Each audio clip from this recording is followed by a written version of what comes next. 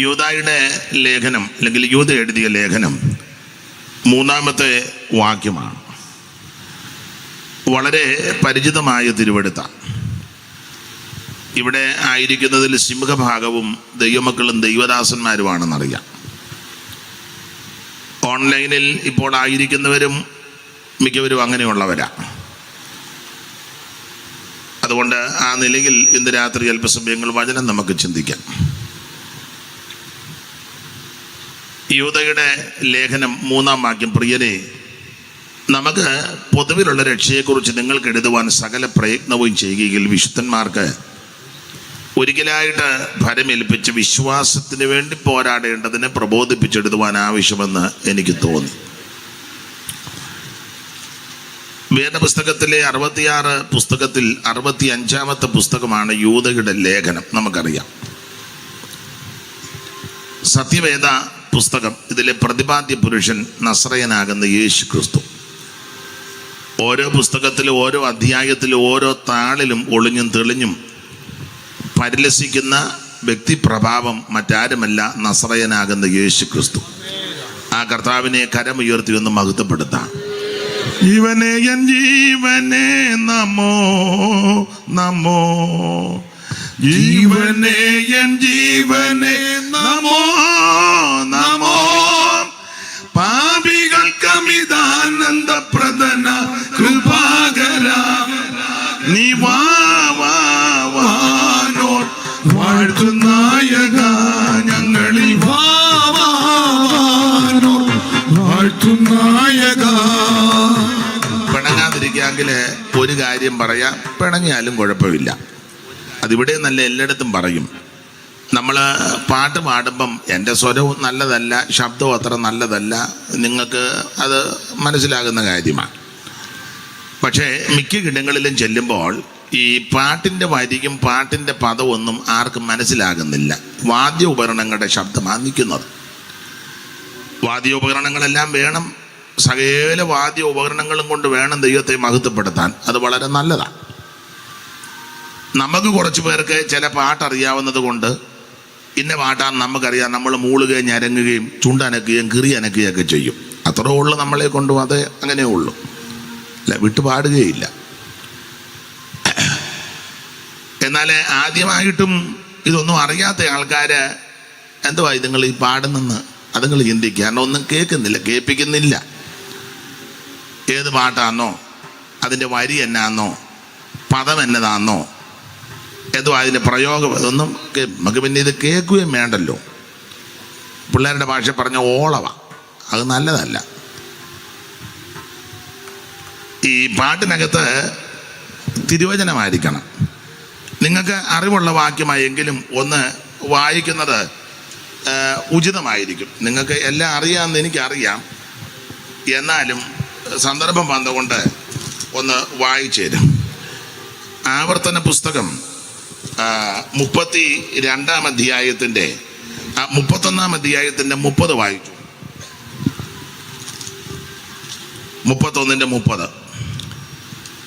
അങ്ങനെ മോശ ഇസ്രായേലിന്റെ സർവ്വസഭയെയും ഈ പാട്ടിന്റെ വചനങ്ങളൊക്കെയും ചൊല്ലി കേൾപ്പിച്ചു. അപ്പം പാട്ടിന്റെ വചനങ്ങൾ, പാട്ടിനകത്ത് വചനം വേണം. വചനമില്ലാത്ത പാട്ട് പാടരുത്. ഏത് പാട്ടും വചനപ്രകാരമാണ്. ജമൽസനൊക്കെ പഴയ പാട്ട് പാടുന്നവർ, അതുകൊണ്ട് അഭിനന്ദിക്കുന്നു. പഴയ പാട്ടിനകത്ത് പുതിയ പാട്ടെല്ലാം മോശമാണെന്നല്ല, എന്നാലും അത്ര പോരാ.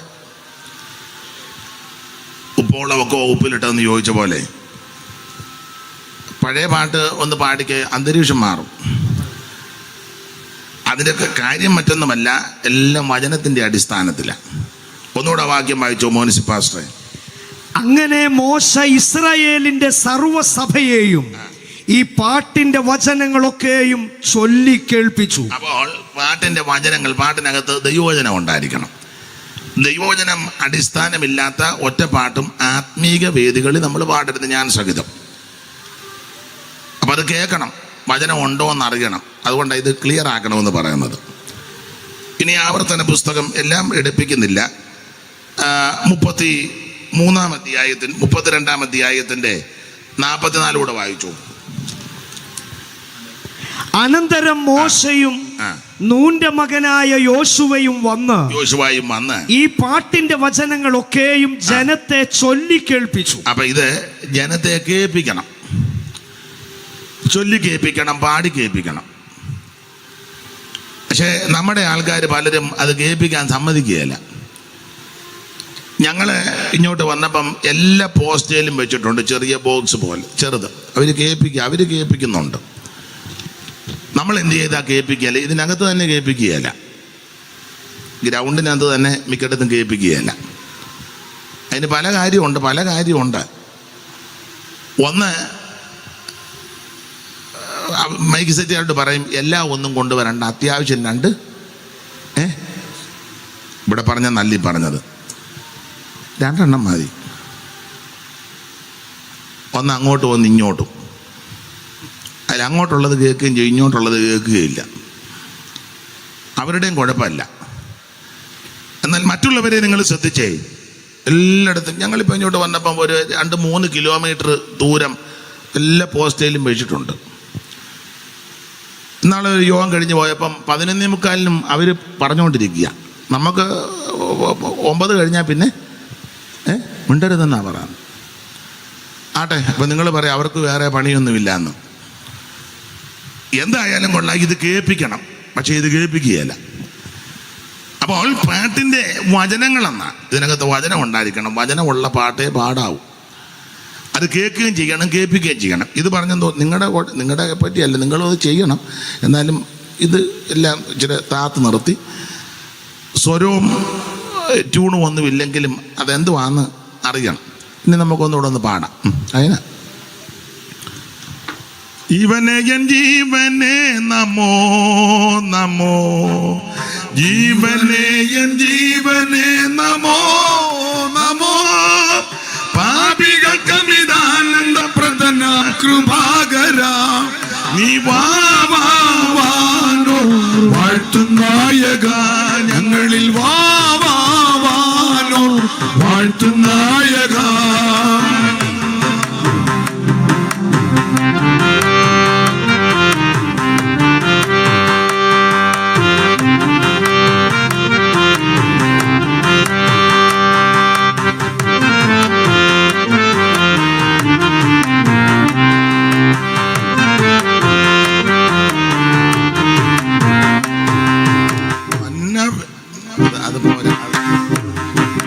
മന്നവേന്ദ്ര സാദരം നമോ നമോ, മന്നവേന്ദ്ര സാദരം നമോ നമോ, മനുകുലത്തിന് വലിയ രക്ഷ നൽകിയ ദയാപര, മനുകുലത്തിന് വലിയ രക്ഷ നൽകിയ ദയാപര, നീ വാവാനോർ വാഴ്ത്തുനായക, ഞങ്ങളിൽ വാവാനോർ വാഴ്ത്തുനായക. ഓ ജീവനെ എൻ ജീവനെ നമോ നമോ, ജീവനെ എൻ ജീവനെ നമോ നമോ, പാപികൾക്കമിതാനന്ദ പ്രദനാം കൃപാകര, പാപികൾക്കമിതാനന്ദ പ്രദനാം കൃപാകര, ഈ വാവാനോർ വാഴ്ത്തുനായക, ഞങ്ങളിൽ വാവാനോർ വാഴ്ത്തുനായക.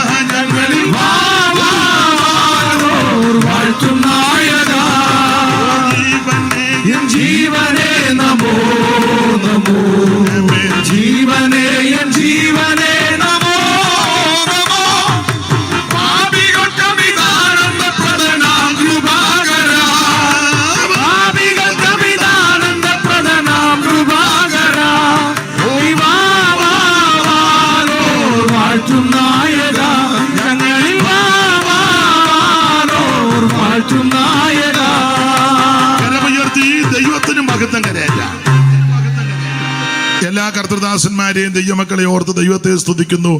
എല്ലാവർക്കും ഒരിക്കൽ കൂടി വന്ദനവും നന്ദിയും ചൊല്ലുന്നു. അപ്പോൾ വേദപുസ്തകത്തിലെ 65-ാമത്തെ പുസ്തകമാണ് യൂദയുടെ ലേഖനം. ഞാൻ എപ്പോഴും പറയും 21 ലേഖനം, അതിലെ 14 ലേഖനം പൗലോസ് എഴുതി, 7 സഭയ്ക്ക് 9 ലേഖനം പൗലോസ് എഴുതി.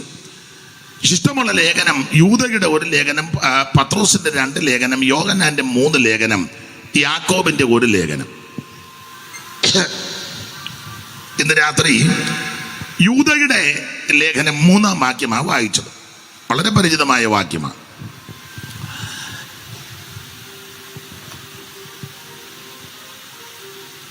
അതിലെ 3-ാം വാക്യം ഒന്നുകൂടെ ഒന്ന് വായിക്കാം. പ്രിയരെ, നമുക്ക് പൊതുവിലുള്ള രക്ഷയെക്കുറിച്ച് നിങ്ങൾക്ക് എഴുതുവാൻ സകല പ്രയത്നവും ചെയ്യുകയിൽ വിശുദ്ധന്മാർക്ക് ഒരിക്കലായിട്ട് വരമേൽപ്പിച്ചിരിക്കുന്ന വിശ്വാസത്തിനു വേണ്ടി പോരാടേണ്ടതിന് പ്രബോധിപ്പിച്ചെഴുതുവാൻ ആവശ്യമെന്ന് എനിക്ക് തോന്നി. അപ്പൊ ശ്രദ്ധിക്കുക, ഞാൻ സാധാരണ പറയാറുണ്ട്, നിങ്ങൾക്കും അറിയാം, ഒരു ചെറിയ ലേഖനമാണ് യൂദയുടെ ലേഖനം. ഞാൻ തുടക്കത്തിലെ ഓർപ്പിച്ചുള്ള എല്ലാ ലേഖനത്തിലും എല്ലാ പുസ്തകത്തിലും ഒളിഞ്ഞും തെളിഞ്ഞും പ്രത്യക്ഷമായിട്ടും പരോക്ഷമായിട്ടും പരിലസിക്കുന്ന ഒരേ ഒരു വ്യക്തി പ്രഭാവമാണ്, അത് നസറയനാകുന്ന യേശു ക്രിസ്തു. മനുഷ്യവർഗത്തിന്റെ പാപത്തിന് പരിഹാരം വരുത്തുവാൻ സ്വർഗമഹിമകൾ വെടിഞ്ഞ് ഇഹലോകത്തിൽ ഇറങ്ങി വന്ന നസറയനാകുന്ന യേശു ക്രിസ്തു.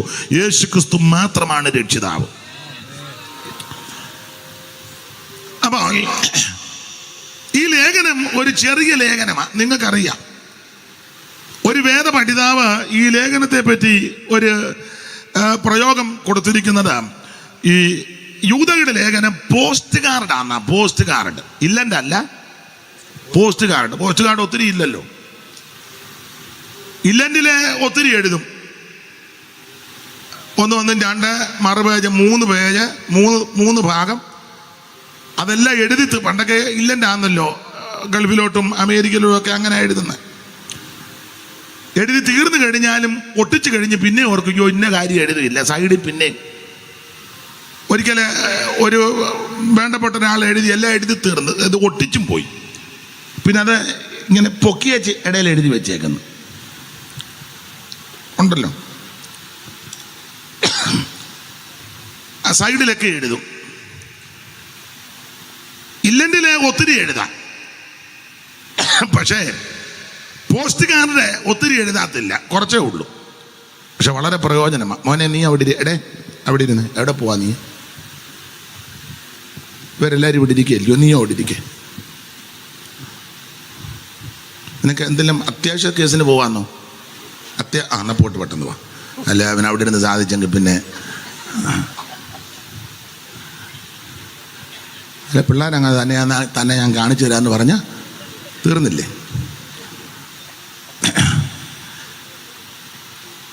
അപ്പോൾ ഇത് ഈ യൂദയുടെ ലേഖനം ഒരു പോസ്റ്റ് കാർഡാണ്, ഇല്ലൻ്റെ അല്ല. അതിൻ്റെ കാരണം കൊരിന്ത്യർ ലേഖനവും റോമാലേഖനവും ഒക്കെ, കൊരിന്ത്യർ ലേഖനം 1-ാം ലേഖനം 16 അധ്യായമാണ്. പക്ഷെ യൂദയുടെ ലേഖനം പോസ്റ്റ് കാർഡാണ്, കുറച്ച് വാക്യമുള്ളു. എത്ര വാക്യമുണ്ട് മനുപാസ്റ്റ? 25 അല്ലേ? എടുക്ക 25 വാക്യം, 25 വാക്യമുള്ളൂ. അതാ പോസ്റ്റ് കാർഡാന്ന് പറഞ്ഞു. പക്ഷെ 25 വാക്യമേ ഉള്ളൂ എങ്കിലും ഞാൻ എപ്പോഴും പറയും, സകല വിഷയങ്ങളും ഈ ലേഖനത്തിലുണ്ട്. ആ ഭാഗത്തേക്ക് വരുന്നതിന് മുന്നേ ഈ ലേഖനം ആരാ എഴുതിയത്? യൂദയുടെ ലേഖനം മോൻസിപ്പാസ്റ്റർ ആരാ എഴുതിയത്? യൂദയുടെ ലേഖനം ആരാ എഴുതിയത്? മോൻസിപ്പാസ്റ്ററല്ലേ ആദ്യം വായിച്ച? പാസ്റ്റോട് തന്നെ യൂദായ ഇവരീസ് പാസ്റ്റർ നോക്കിയിരിക്കുന്നു. യൂദായ എഴുതിയ. അപ്പോൾ യൂദയുടെ ഈ ലേഖനം യൂദാ എഴുതിയല്ല. ഏത് യൂദ?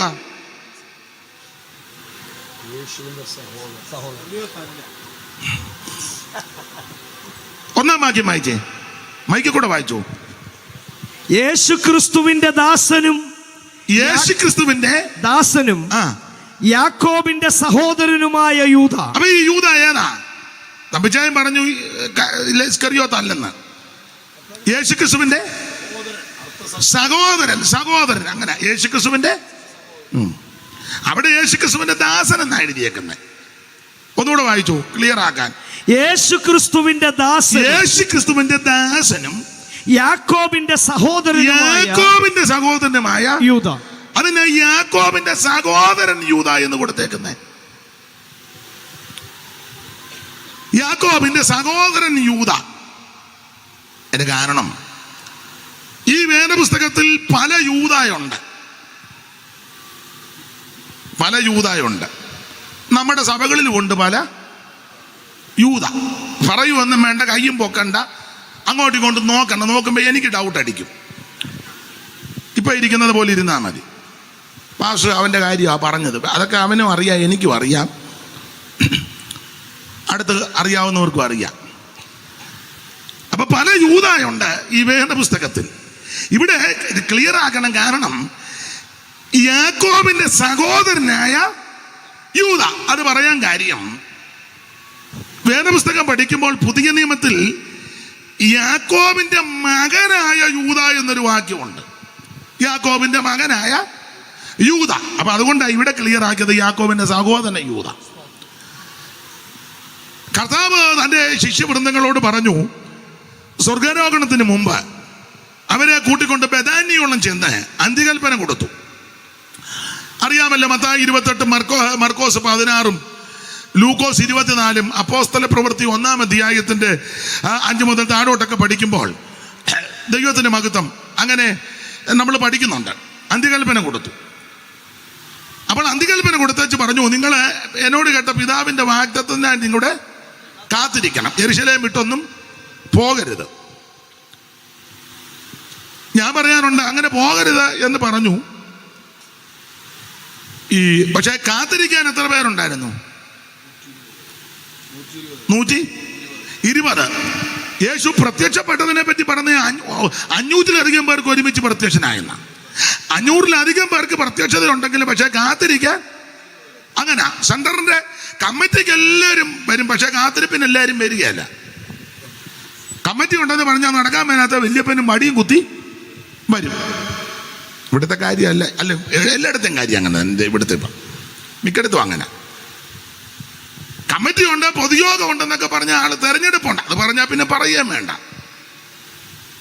ചാകുന്നതിന് മുന്നേ ഒരു പോസ്റ്റ് കിട്ടിയാൽ എന്നെ കഴിക്കുവോ? ഒട്ടുമിക്ക ആൾക്കാരും വരും. അപ്പം പക്ഷെ കാത്തിരിപ്പിന് എല്ലാവരും കാണുകയല്ല.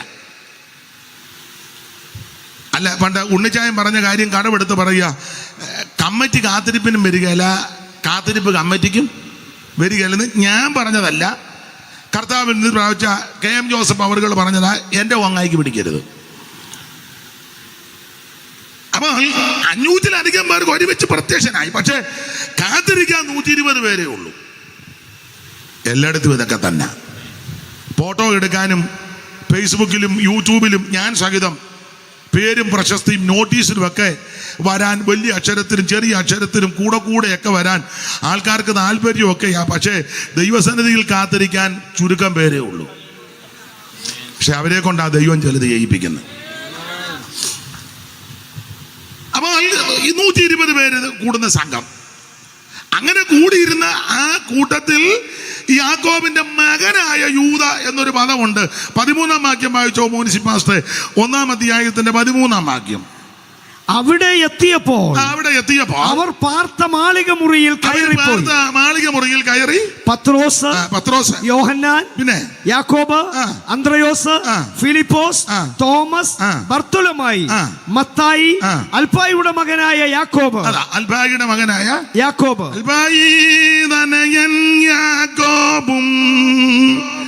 യാക്കോബിൻ പ്രാതാവാകും. അത് വേറൊരു ചൊല്ല.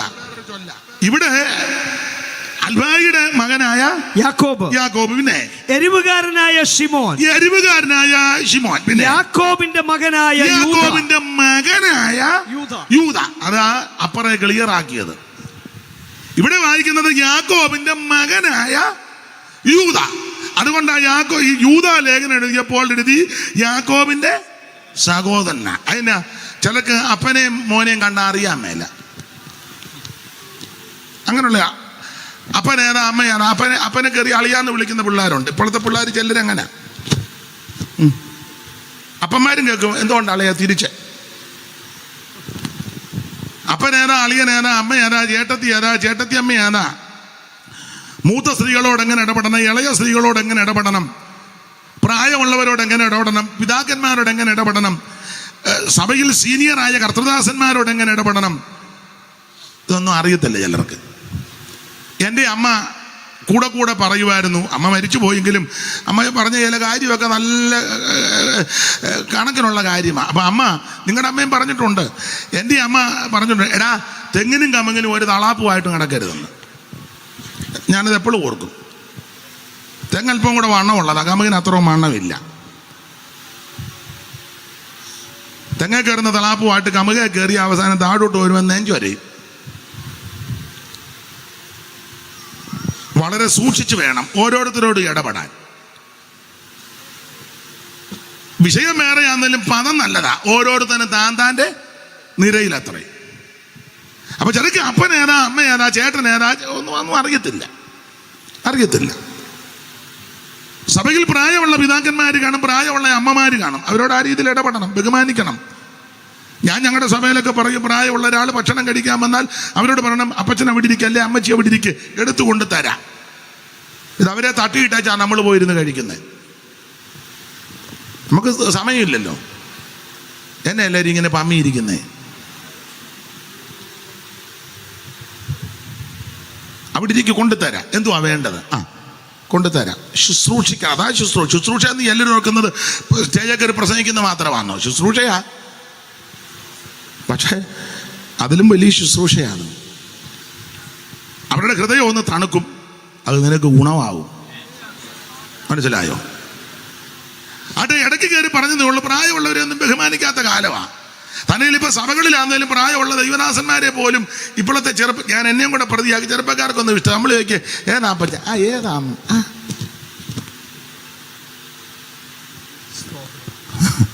ആട്ടെ, നരച്ച തല ശോഭയുള്ള, ഇപ്പം പിന്നെ അതും എല്ലാം അഡ്ജസ്റ്റ് ചെയ്ത് നടക്കുന്നതുകൊണ്ട് നരച്ച തല, അത് ഗിരിയുടെ വേറെ, പിന്നെ ഒന്നും പിടുത്തവും കിട്ടുന്നില്ല. ആട്ടെ, ഉള്ളതാട്ടെ. ദൈവത്തിൻ്റെ മഹത്വം. അപ്പം അപ്പനേതാ മോനേതാന്ന് ചിലർക്ക് അറിയത്തില്ല. അതുകൊണ്ട് ഇവിടെ ക്ലിയർ ആക്കി, യാക്കോബിന്റെ മകനാക യൂദ എന്ന് അപ്പോസ്തല പ്രവൃത്തി 1-ാം അധ്യായത്തിന്റെ 13 കൊടുത്തിരിക്കുന്നത് കൊണ്ട് യൂദാ ലേഖനം എഴുതിയപ്പോൾ ക്ലിയർ ആക്കി, യാക്കോബിന്റെ സഹോദരനായ യൂദ. ക്ലിയർ ആക്കണം. ഉപദേശിമാരോടൊക്കെ ഞാൻ പറയും, പ്രാർത്ഥനയ്ക്ക് ആൾക്കാരുടെ പേര് പറയുമ്പോൾ ക്ലിയർ ആയിട്ട് പറയണം.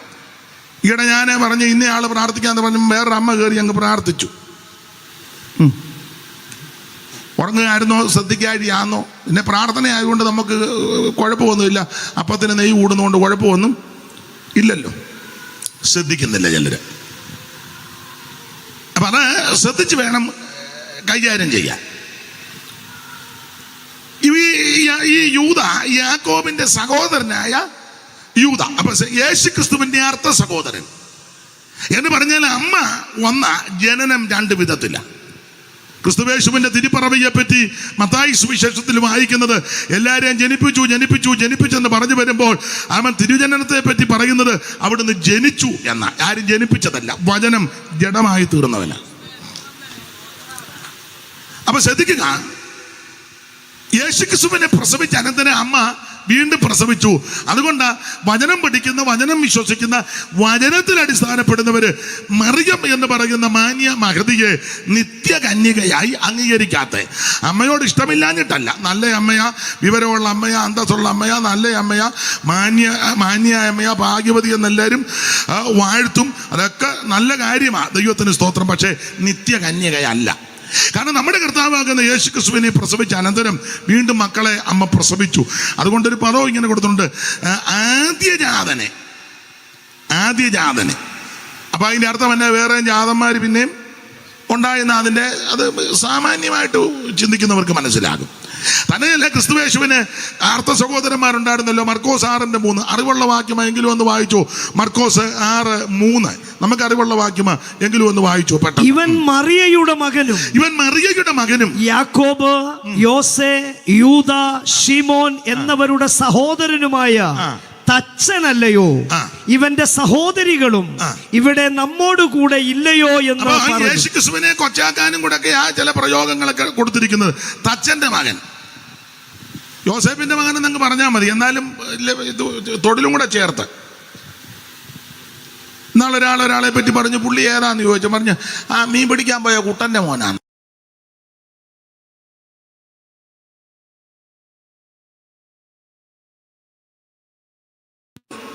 അറിയണം, അതിനാ പറഞ്ഞ മീൻ പിടിക്കുന്ന കുട്ടന്റെ മോനാണ്. മിണ്ടുന്നില്ലല്ലോ ആരും. അങ്ങനെ എൻ്റെ ഭാഷയാ, സൂക്കേടുള്ളവരുണ്ട്. പണ്ട് ഒരു ഓർഡിനേഷൻ ശുശ്രൂഷയിൽ എവിടാണെന്നൊന്നും ചോദിക്കരുത്, ഞാനും ഉണ്ട്. ഞങ്ങൾ സദസ്സിലിരിക്കുക. അപ്പോൾ അതിൽ പ്രധാനപ്പെട്ട ആള് ഓർഡിനേഷന്, ഇപ്പോൾ ഓർഡിനേഷൻ ലഭിക്കുന്ന ദൈവദാസന്മാരുടെ ശിരസിൽ കൈവച്ച് പേര് പറയുന്ന കർത്തൃദാസന്മാർ മുമ്പോട്ട് വന്ന് പ്രാർത്ഥിക്കും. ഞങ്ങളുമൊക്കെ ഇരിപ്പുണ്ട്. അപ്പോൾ ഓരോരുത്തരുടെ പേര് പറഞ്ഞു കൂട്ടത്തിൽ ഒരാളുടെ പേര് പറയുക. മുൻപ് പ്രസ്പെറ്ററിയിൽ ഉണ്ടായിരുന്നയാളും ഇപ്പോൾ പ്രസ്പെറ്ററി അല്ലാത്തയാളും കൂടെ മുമ്പോട്ട് അത്രയും പറയേണ്ട കാര്യമുണ്ടോ? അപ്പൊ അറിയാത്തവരോട് അറിയിച്ചു, പണ്ട് പുള്ളി മുൻപ് പ്രസ്പെറ്ററിയിൽ ഉണ്ടായിരുന്നു, ഇപ്പം നിങ്ങൾ എന്നെ ഇങ്ങനെ സൂക്ഷിച്ചു നോക്കുന്നേ. ക്ലിയറാക്കുക. ചിലത് ക്ലിയറാക്കുന്ന മറ്റുള്ളവർക്ക് ബുദ്ധിമുട്ടുണ്ടാക്കരുത്. അപ്പം അദ്ദേഹം എന്നെ നോക്കി വെച്ച് പറഞ്ഞു, എന്നാ ചെയ്യാനെന്ന് വയ്യാവേലിയുടെ കാര്യം. അങ്ങനെ അത് പിന്നെ പറഞ്ഞത് വയ്യാവേലി, അന്നേരം പറഞ്ഞില്ല. പിന്നെ ആളൂടെ മുമ്പോട്ട് വന്ന് പ്രാർത്ഥിക്കും. ആ സദസ്സിൽ ആ സന്ദർഭത്തിൽ അദ്ദേഹം പറഞ്ഞാൽ മതി. അപ്പം വേറൊരു അടക്കത്തിന് അമ്പിച്ചാൻ അറിയാൻ, ഞാൻ പേര് പറയുന്നില്ല, അടക്കത്തിന് പറഞ്ഞു. അപ്പം അവിടുത്തെ സെൻട്രൽ പാസ്റ്ററിയെ വിളിച്ച് അടക്കേണ്ടത്. പക്ഷേ വീട്ടുകാർക്ക് താല്പര്യമില്ലായിരുന്നു, വിളിച്ചില്ല. വേറൊരാളെ വിളിച്ചു. അപ്പോൾ സെൻട്രൽ പാസ്റ്റർക്ക് ഇഷ്ടപ്പെട്ടില്ല. ഉടനെ അദ്ദേഹം പറഞ്ഞു, കർത്താവേ, ഞാൻ പേരൊക്കെ വ്യത്യാസപ്പെടുത്തിയാ പറയുന്നത്, അതൊന്നും അല്ല പേര്, സ്ഥലവും അതല്ല. പുള്ളി പറഞ്ഞു, കർത്താവിന് മഹത്വം ഉണ്ടാകട്ടെ, പ്രാർത്ഥിക്കാൻ കൊടുത്തപ്പം പ്രാർത്ഥിച്ചാൽ പോരെ. ഉടനെ പ്രാർത്ഥനയ്ക്ക് അകത്തൂടെ, കർത്താവേ, ഒരു പേര് ഞാൻ പറയാം, വാത്സല്യ ജോയിക്കുട്ടിയെ ഞാൻ ആയിരുന്നല്ലോ അടക്കേണ്ടത്, എന്തുകൊണ്ടോ എന്നെ അതിന് വിളിച്ചില്ല, ഇന്നയാളെ വിളിച്ചു, എന്താണെന്ന് ഞാൻ. അപ്പം നാട്ടുകാർ മുഴുവൻ അറിഞ്ഞു ഇതാ ഇതിൻ്റെ ഗുരുക്കെന്ന്. ആരാന്ന് പേര് പറയണ്ട, വേണ്ടല്ലോ, അറിയാമെന്ന് തോന്നില്ല. എന്നാ വേണ്ട, മിണ്ടണ്ട. അങ്ങനെയുള്ള ധാരാളം ആൾക്കാരുണ്ട്. അപ്പൊ ഇത് ക്ലിയറാക്കുക. അപ്പൊ യേശുക്രിസ്തുവിന്റെ അർത്ഥ സഹോദരനാകുന്ന യൂദ, ദൈവത്തിന്റെ മഹത്വം. ജനനം 2 വിധത്തിലാണ്. ദൈവം, നമ്മുടെ കർത്താവ് കന്യാസൂനുമായിട്ട് ഈ ഭൂമിയിൽ അവതരിച്ചു, വചനം ജഡമായി തീർന്നവനാണ്. കന്യകാസുതനായി ധരയിൽ വന്നുദിച്ച ധന്യമിമാനുവൽ ഇവൻ താനേ. കന്യകാസുതനായി ധരയിൽ വന്നുദിച്ച ധന്യമിമാനുവൽ ഇവൻ താനേ. ഇവനെ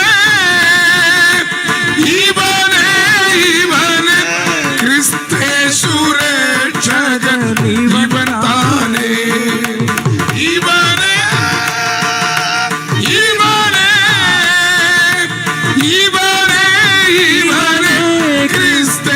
ക്രിസ്തേശുരക്ഷകൻ ഇവൻ താനേ.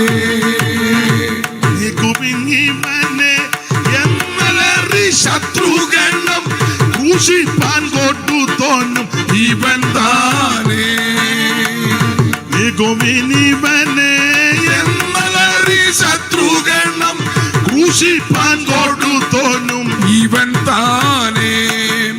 ഓ അതിൽ പറുദീസിൽ നാഥൻ വാക്കു ചൊന്ന നാരികിൻ സന്തതി ഇവൻ താനേ.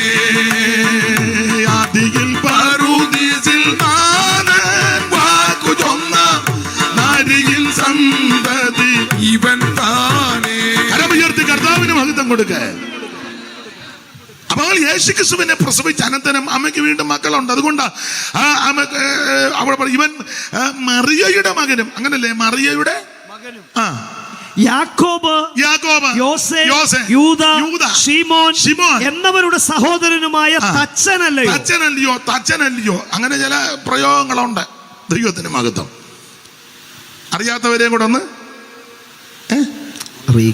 അറിയിക്കണം. അങ്ങനെയൊക്കെ അസുഖമുള്ള ആൾക്കാരുണ്ട്.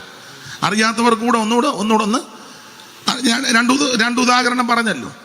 വേറെ ഉണ്ട് എൻ്റെ കയ്യിൽ, ഇപ്പം സമയമായതുകൊണ്ട് എല്ലാം പറയുന്നില്ല. 2 മതിയല്ലോ, അത് തന്നെ ധാരാളം. അപ്പൊ ശ്രദ്ധിക്കുക, ഇവിടെ യേശുക്രിസ്തുവിന്റെ അർദ്ധസഹോദരനാകുന്ന യൂദ, ദൈവത്തിന് മഹത്വം. ഇനി ഈ യൂദായെ പറ്റി നമ്മൾ ഒരു വാക്ക് പഠിച്ചാൽ, യാക്കോബ്, യോസെ, യൂദ, ശിമോൻ കർത്താവിന്റെ അർദ്ധസഹോദരന്മാരാ. ഇവരാരും യേശു ശുശ്രൂഷകൾ ചെയ്ത സമയത്ത് യേശുവിൽ ശരിക്കും വിശ്വസിച്ചില്ലായിരുന്നു. വലിയ ന്യായമായ കാര്യം, ഒരു വീട്ടിലാണ് താമസിക്കുന്നത്. എൻ്റെ ഭാഷ പറഞ്ഞ ഒരു പാത്രത്തിലുണ്ട്, ഒരു പായി കിടന്നും ഒന്നിച്ച് കളിച്ചും ചിരിച്ചും സംസാരിച്ചും സഹവസിച്ചുമൊക്കെ ജീവിക്കുക. അതുകൊണ്ട് വലിയ വിശ്വാസമൊന്നുമില്ല. ഈ നാട്ടിലൊരു ചൊല്ലുണ്ടല്ലോ, കൊല്ലൻ്റെ ആലയെ കിടക്കുന്ന പട്ടിക്ക് തീപ്പരി കണ്ട ആദ്യമായിട്ട് കാണുന്ന പട്ടി പേടിക്കും, കുരയ്ക്ക് ഉടനെ കണ്ട് മാറും. നമ്മൾ പിന്നെ ഒത്തിരി നാളായതുകൊണ്ട് ഇതൊന്നും വലിയ, എത്രയോ തീപ്പരി കൊണ്ടുവച്ചിരിക്കുന്നവരാ. അപ്പം അതുകൊണ്ട് ആദ്യ കാലത്തില് യേശുവിലൊന്നും ഇവർക്ക് വലിയ വിശ്വാസമില്ല. ഒരു വാക്യം തെളിവിന് വായിച്ചു, 7:3 യോഹന്നാന്റെ സുവിശേഷം 7-ാം അധ്യായത്തിന്റെ 3 മുതൽ താഴോട്ട് വായിച്ചു. അവിടെ ഒരു വാക്യമുണ്ട്, പെട്ടെന്ന് വായിച്ചു. അവന്റെ സഹോദരന്മാർ അവനോട്, നീ ചെയ്യുന്ന പ്രവർത്തികളെ നിന്റെ ശിഷ്യന്മാരും കാണേണ്ടതിന് ഇവിടം വിട്ട് യഹൂദയിലേക്ക് പോകാം. പ്രസിദ്ധനാകുവാൻ ആഗ്രഹിക്കുന്നവനാരും രഹസ്യത്തിലൊന്നും ചെയ്യുന്നില്ലല്ലോ. അടുത്ത വാക്യം, നീ ഇത് ചെയ്യുന്നുവെങ്കിൽ ലോകത്തിനു നിന്നെ തന്നെ വെളിപ്പെടുത്തുക. 5-6 അവന്റെ സഹോദരന്മാരും അവനിൽ വിശ്വസിച്ചില്ല. അവന്റെ സഹോദരന്മാരും അവനിൽ വിശ്വസിച്ചില്ല. ഒരു വീട്ടിലായതുകൊണ്ടാണ്. അതെ, ഒരു വായി കിടക്കുകയോ ഒരു പാത്രത്തിൽ ഭക്ഷിക്കുകയോ ഒന്നിച്ചല്ലേ. 12-ാമത്തെ വയസ്സിൽ വലിയ പള്ളിയിൽ പോയി പിന്നെ തിരിച്ചു വന്ന അമ്മയപ്പന്മാർക്ക് കീഴടങ്ങിയിരുന്നെന്നാ. കാശ്മീരിലും വന്നില്ല, കന്യാകുമാരിലും വന്നില്ല. വന്നെന്നൊക്കെ ചില വെടലുകൾ പറയുന്നു. യേശു ഇങ്ങോട്ടൊന്നും വന്നില്ല. യേശു എന്തിനാ കാശ്മീരിൽ വരുന്നത്? പണ്ട് ഞങ്ങളുടെ ഒരു കൊച്ചമ്മ മരിച്ചു അപ്പം മരിച്ചപ്പം മോളും മരുമകളും എല്ലാവരും ഇരുന്ന് കരയുക. അപ്പം സ്വന്തം മകൾ കരയുന്നില്ല, മരുമകൾ കരയുന്നുണ്ട്, പിന്നെ വേറെ ആൾക്കാരുന്നു. അപ്പം ഞങ്ങളുടെ ഒരു കൊച്ചമ്മ ചോദിച്ചു, പേര് ചോദിച്ചു, വേണ്ടമേ നിനക്ക് കരച്ചിലൊന്നും വരുന്നില്ല, സ്വന്തം അപ്പം മരിച്ചു കിടക്കുക. അപ്പം മോള് കരയുന്നില്ല. അപ്പം ഞങ്ങളുടെ ചോദിച്ചു, നിനക്ക് കരച്ചിലൊന്നും വരില്ല. അവർ പറഞ്ഞു, ഞാനെന്തിനു കരയുന്നു, മേരി കരയട്ടെന്ന്. അതിന് കാരണമുണ്ട്, മേരി ഈ കിടക്കുന്ന അപ്പൻ്റെ മരുമകളാണ്. അപ്പം ഈ തന്ത എവിടെയെങ്കിലും പോയി 10 രൂപ കിട്ടുകയോ ഒരു ഇച്ചിരി പഴം കിട്ടുകയോ എന്ത് കിട്ടിയാലും, ഒരു ചേനയോ ചേമ്പോ ആരിലോ കൊടുക്കുക. അന്നത്തെ കാലമൊക്കെ അങ്ങനല്ലേ. ഇച്ചിരി മീൻ കിട്ടുകയോ അരി കിട്ടുമോ, എന്ത് കിട്ടിയാലും, അല്ലെ ഇപ്പോൾ ജോലി ചെയ്ത് 10 പൈസ കിട്ടിയാൽ അതെല്ലാം ഈ മരുമകളുടെ കയ്യിലാണ് കൊടുക്കുന്നത്. മേരി എന്നാ മരുമകളുടെ പേര്. സ്വന്തം മകള് തൊട്ടിപ്പറ ഒരു വീട് വെച്ച് താമസിക്കുക, അവക്കൊന്നും കൊടുക്കുകയില്ല. അങ്ങനെ ഇരിക്കുമ്പോഴാണ് ഇയാൾ ചത്തത്. മകളല്ലേ എന്ന് ഓർത്ത് അവരും ഡെഡ് ബോഡിയുടെ അടുത്തിരിക്കുക. അപ്പം ഞാൻ ഇങ്ങനെ ഇരിക്കുക. അപ്പം ഞങ്ങളുടെ ഒരു കൊച്ചമ്മ ചോദിച്ചു, നിനക്ക് വേണമേ നിനക്ക് കരച്ചിലൊന്നും? പിന്നെ അവർ പറയുന്നത്, ഞാനെന്തിനു കരുതുന്നത്, മേരി കരയട്ടെന്ന്. കാരണം ജീവിച്ച കാലത്തെല്ലാം കൊണ്ട് കൊടുത്തത് മേരി, അവളല്ലേ മേടിച്ച് തിന്നത്, അവൾ കരയട്ടെ, ഞാൻ എന്തിനു കരയുന്നെന്ന്. അവർ കരഞ്ഞുമില്ല കേട്ടോ. അത് വേറൊരു വിഷയം. എന്ന് പറഞ്ഞതുപോലെ ഞാൻ നിങ്ങളോടങ്ങ് പറയുക, മനസ്സിലായി കാണും. അവന്റെ സഹോദരന്മാരും അവനിൽ വിശ്വസിച്ചില്ല. വിശ്വസിക്കാതിന്റെ കാര്യം ഇതാ. അപ്പോൾ അമ്മയപ്പന്മാർക്ക് കീഴടങ്ങിയിരുന്നു, ഒന്നിച്ച് താമസിക്കുക, വിശ്വസിച്ചില്ല. എന്നാൽ ഇടയ്ക്ക് കയറി പറയാം, നമ്മുടെ കർത്താവാകുന്ന യേശുക്രിസ്തു തിരുവെടുത്ത് പറഞ്ഞതുപോലെ കഷ്ടാനുഭവങ്ങളിൽ കൂടി കടന്നുപോയി. അവിടുന്ന് തിരുവെടുത്ത് പറഞ്ഞതുപോലെ ജനിച്ചു, തിരുവെടുത്ത് പറഞ്ഞതുപോലെ അവിടെ ജീവിച്ചു, തിരുവെടുത്ത് പറഞ്ഞതുപോലെ ശുശ്രൂഷകൾ ചെയ്തു, തിരുവെടുത്ത് പറഞ്ഞതുപോലെ അവൻ പങ്കപ്പാടുകൾ സഹിച്ചു, തിരുവെടുത്ത് പറഞ്ഞതുപോലെ അവിടുന്ന് മരിച്ചു, തിരുവെടുത്ത് പറഞ്ഞതുപോലെ അവിടുന്ന് അടക്കി, തിരുവെടുത്ത് പറഞ്ഞതുപോലെ അവിടുന്ന് ഉയർത്തു. Price the Lord. ഇതെല്ലാം തിരുവെടുത്ത പ്രകാരമാണ്. അങ്ങനെ ഉയർത്തി കഴിഞ്ഞ കൂട്ടത്തിൽ യേശു ക്രിസ്തു ഇവരുടെ സഹോദരൻ യാക്കോബിന് പ്രത്യക്ഷപ്പെട്ടു. അങ്ങനെ പ്രത്യക്ഷപ്പെട്ടപ്പോൾ നാടൻ ഭാഷ പറഞ്ഞാൽ കളി മാറി. വിശ്വസിക്കാത്ത സഹോദരന്മാരല്ല അതോടെ വിശ്വസിച്ചു. ജീവിച്ചിരുന്നപ്പോഴൊന്നും വിശ്വസിച്ചില്ല, അംഗീകരിക്കുന്നില്ല. നമ്മുടെ ബ്രദറാ. നമ്മൾ യേശു ഞങ്ങളുടെ അപ്പന്മാർ രണ്ടാ, ഇന്നലെ എൻ്റെ അമ്മ ഞങ്ങളൊരു വയറ്റിൽ നിന്ന് വന്നതാ, പുള്ളി ശുശ്രൂഷ. പുള്ളി ഇങ്ങനെ പെന്തിക്കോസില, കുഴപ്പമൊന്നുമില്ല. അങ്ങനെയൊക്കെ ഒരു പരുവത്തിന് നിൽക്കുക. നമ്മൾ അങ്ങനെയൊക്കെ ചോദിക്കുമല്ലോ, ചേട്ടൻ പുള്ളി ഇങ്ങനെ പെന്തിക്കോസ്, കുഴപ്പവും ശല്യമൊന്നുമില്ല. അച്ചായനോ എനിക്ക് തോന്നുന്നു താല്പര്യം, ഞങ്ങൾ കുടുംബക്കാരാ. അപ്പൊ അതോ ആ കുടുംബത്തിൽ പറക്കാത്തവരാ. അങ്ങനെയൊക്കെയുള്ള ആൾക്കാരുണ്ട്. ഈ ടൈപ്പായിരുന്നു അന്നും. അപ്പൊ ആരംഭ സമയത്ത് യേശുവിൽ വിശ്വസിക്കുന്നില്ല, അംഗീകരിക്കുന്നില്ല. പക്ഷേ മരിച്ച ഉയർത്ത യേശു ക്രിസ്തു ശിഷ്യവൃന്ദങ്ങൾക്ക് പ്രത്യക്ഷപ്പെട്ടു. ആദ്യം മറിയയ്ക്കാ പ്രത്യക്ഷപ്പെട്ട. പക്ഷെ അവിടെ ഒരു വിഷയം തെളിയിക്കാൻ ആദ്യം കേബാവിൻ എന്ന 15-ാം അധ്യായത്തിന്റെ 3 എഴുതിയേക്കുന്നത് വായിച്ചോ മുനിസിപ്പാസ്റ്റേ? കൊരിന്ത്യർക്ക് എഴുതിയ 1-ാം ലേഖനം 15-ാം അധ്യായത്തിന്റെ 3 മുതൽ വായിച്ചു. ആദ്യം കേബാവിൻ എന്നൊരു വിഷയം തെളിയിക്കാൻ അവിടെ വെളിപ്പെട്ടു. ആദ്യം മറിയയ്ക്കാ പ്രത്യക്ഷപ്പെട്ടത്. നമ്മുടെ പാപങ്ങൾക്ക് വേണ്ടി തിരുവെഴുത്തുകളും പ്രകാരം മരിച്ചു അടക്കപ്പെട്ടു. നമ്മുടെ പാപങ്ങളുടെ പരിഹാരം വരുത്തുവാൻ വേണ്ടി തിരുവെഴുത്തുകളും പ്രകാരം മരിച്ച്, തിരുവെഴുത്തുകളും പ്രകാരം 3-ാം നാൾ മരിച്ച് അടക്കപ്പെട്ട്, തിരുവെഴുത്തുകളും പ്രകാരം ഉയർത്തെഴുന്നേറ്റ് 3-ാം നാള് ഉയർത്തെഴുന്നേറ്റ്. അവിടെ വായിക്കുന്ന ആദ്യം കേബാവിന് പ്രത്യക്ഷപ്പെട്ടെന്ന, ആദ്യം മറിയയ്ക്കാം. മേരിയനുയായികൾക്കും പ്രത്യക്ഷമായി പ്രിയ ദിനമോദി, മേരിയനുയായികൾക്കും പ്രത്യക്ഷമായി പ്രിയ ദിനമോദി, ഉയർത്തെഴുന്നേറ്റൊരു വാർത്ത മത്സോദരവൃന്ദത്തോടറിയിക്കുവി, ഉയർത്തെഴുന്നേറ്റൊരു വാർത്ത മത്സോദരവൃന്ദത്തോടറിയിക്കുവി.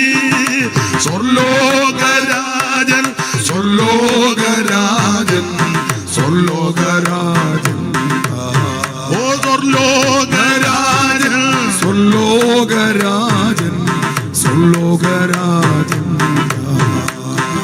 വാതിലടച്ചിരിക്കെ മധ്യത്തിലെ ശുഭനാജ്ഞ നൽകി, വാതിലടച്ചിരിക്കെ മധ്യത്തിലെ ശുഭനാജ്ഞ നൽകി. അഞ്ചിടാതെ നിങ്ങൾ ധൈര്യപ്പെട്ടിടുവിൻ എന്ന് ഞാൻ കൂടെയുണ്ട്. അഞ്ചിടാതെ നിങ്ങൾ ധൈര്യപ്പെട്ടിടുവിൻ എന്ന് ഞാൻ കൂടെയുണ്ട്. ഓ സ്വർലോകരാജൻ സ്വർലോകരാജൻ സ്വർലോകരാജൻ, ഓ സ്വർലോകരാജൻ സ്വർലോകരാജൻ സ്വർലോകരാജൻ. അപ്പൊ ഇവിടെ വിഷയം തെളിയിക്കാൻ പറഞ്ഞ ആദ്യം കേബാവിന്, പിന്നെ ആദ്യം കേബാവിനും പിന്നെ 12 പ്രത്യക്ഷനായി. അടുത്തത് എന്നിങ്ങനെ ഞാൻ ഗ്രഹിച്ചത് തന്നെ നിങ്ങൾക്ക് ആദ്യമായി ഏൽപ്പിച്ചു തന്നുവല്ലോ. അനന്തരം 500-ലധികം സഹോദരന്മാർക്ക് ഒരുമിച്ച് പ്രത്യക്ഷപ്പെട്ടു. 500-ലധികം ഒന്നിച്ച് പ്രത്യക്ഷപ്പെട്ടു. അവര് മിക്കപേരും ഇന്നുവരെ ജീവനോടിരിക്കുന്നു. ഈ ലേഖനം എഴുതുന്ന സമയത്ത് ജീവനോടിരിക്കുന്നു. അടുത്തത് ചിലരോ നിദ്ര പ്രാപിച്ചിരിക്കുന്നു. അടുത്തത് അനന്തരം അവൻ യാക്കോബിനും പിന്നെ അപ്പോസ്തലന്മാർക്കും എല്ലാവർക്കും പ്രത്യക്ഷനായി. ഒടുവിൽ അകാല പ്രജ പോലുള്ള എനിക്കും പ്രത്യക്ഷനായി. പറഞ്ഞ് നിങ്ങൾ ശ്രദ്ധിച്ചോ, അവൻ പ്രത്യക്ഷപ്പെട്ട് യാക്കോബിനും പ്രത്യക്ഷപ്പെട്ടു. യാക്കോബിന് പ്രത്യക്ഷപ്പെട്ടപ്പോൾ എന്റെ ഭാഷയാ കളി മാറി. യാക്കോബ് ചെന്ന് യോസയോടും ശിമോനോടും യൂദയോടും പറഞ്ഞ്, കൊച്ചേട്ടാ നമ്മൾ ഉദ്ദേശിക്കുന്നത് പോലൊന്നും അല്ല, സ്തോത്രം, ആള് ദൈവമാന്ന് പറഞ്ഞു. സ്തോത്രം. ഇപ്പോഴും അങ്ങനെ ചിലരെയൊക്കെ ദൈവങ്ങളെന്ന് പറയുന്നുണ്ട്. ആരാ? തങ്കമ്മ, തങ്ക ദൈവം. തിരുവാതിക്കല്ലാണ് ദൈവം തങ്ക. ആർക്ക് പ്രത്യക്ഷപ്പെട്ടിട്ടാ? അപ്പം ഞാൻ അവിടെ ഒരു യോഗത്തിന് പോയപ്പോൾ ചോദിച്ചു, എവിടാ പോകുന്ന യോഗത്തിന്? ഞാൻ പറഞ്ഞു ഇന്നത് വീട്ടില. ഓ, ദൈവം തങ്കയുടെ വീട്ടില. തള്ളയാത്ത് പോയി. കോട്ടയത്ത് ഉണ്ടായിരുന്നു ശാന്തമ്മ ദൈവം. ചെന്നാമറ്റത്ത് പുത്തൻകണ്ടത്തിലെ കുഞ്ഞോൻചാൻ്റെ വീടിനടുത്താ ശാന്തമ്മ. പേര് പോലും ഒരു സുഖമില്ല, ശാന്തമ്മ. തിരുവനന്തപുരത്ത് ഇഷ്ടം പോലെ പെണ്ണുങ്ങളെല്ലാം ദൈവം കളിക്കുക, കൊള്ളാം. താറമാച്ച് നിന്നങ്ങ് ദൈവം കളിക്കുക.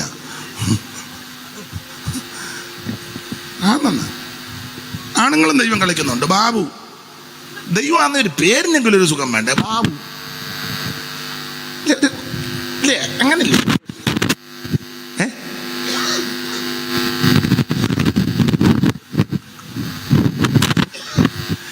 അപ്പൊ നിങ്ങളൊരു കാര്യം ശ്രദ്ധിക്കണം.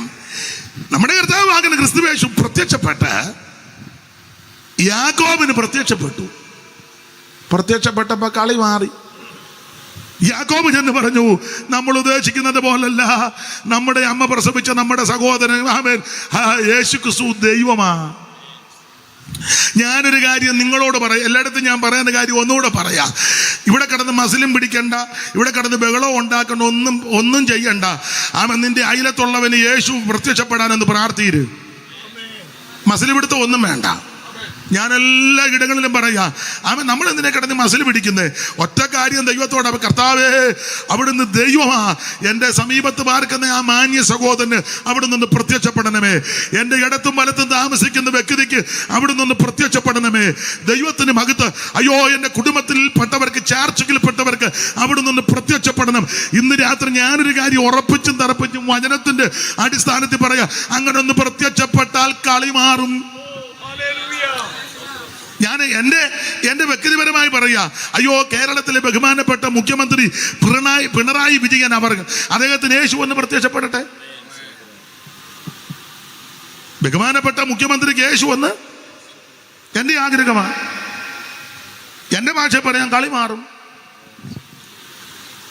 ഇന്ത്യയുടെ ബഹുമാനപ്പെട്ട പ്രധാനമന്ത്രി നരേന്ദ്രമോദി, അദ്ദേഹത്തിന് യേശു ഒന്ന് പ്രത്യക്ഷപ്പെടട്ടെ. സുപ്രീം കോടതി ചീഫ് ജസ്റ്റിസിന് യേശു ഒന്ന് പ്രത്യക്ഷപ്പെടട്ടെ. MLA മാർക്കും MP മാർക്കും ഭരണാധികാരികൾക്കും ഒക്കെ യേശു ഒന്ന് പ്രത്യക്ഷപ്പെടട്ടെ. ഹൈന്ദവ സ്നേഹിതൻ അദ്ദേഹത്തിന് യേശു പ്രത്യക്ഷപ്പെടട്ടെ. മുസ്ലിം സഹോദരങ്ങൾ യേശു ഒന്ന് പ്രത്യക്ഷപ്പെടട്ടെ. അയ്യോ, നിരീശ്വരവാദി കാണും, അങ്ങനെയുള്ളവരുമുണ്ട്. അയ്യോ ഇല്ലെന്ന് അങ്ങനെ പറയട്ടെ, പക്ഷേ യേശു ഒന്ന് പ്രത്യക്ഷപ്പെടട്ടെ, സ്ഥിതി മാറും.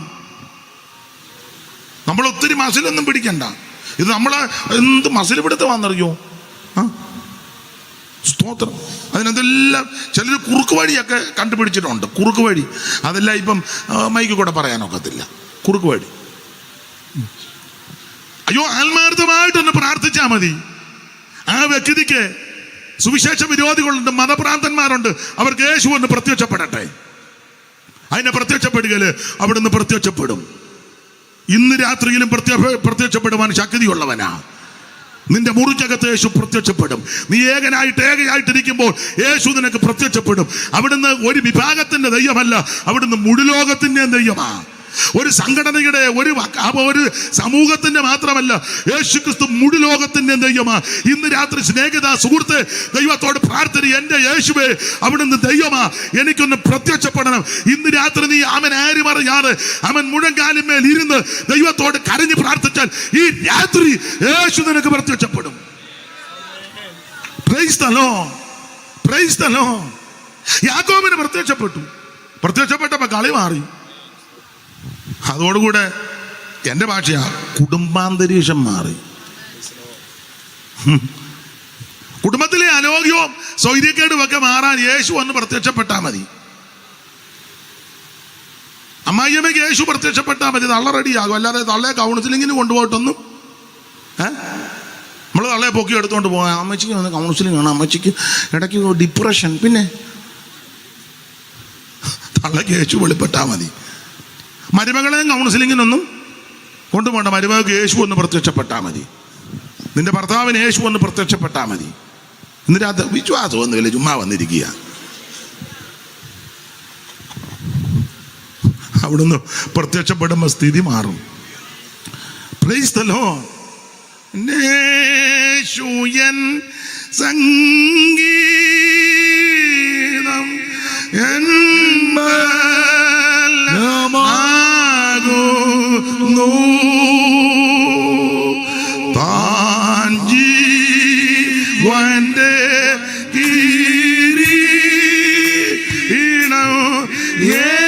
എനിക്കു തരുന്നു. എന്നെ ശൂയ സംഗീതം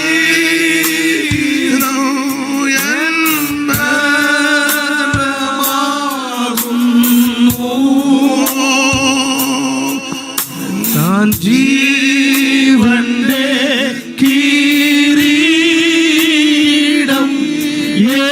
എനിക്കു തരുന്നു.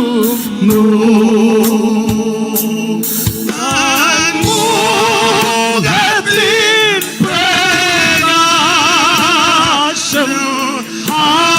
എത്ര മധുരം.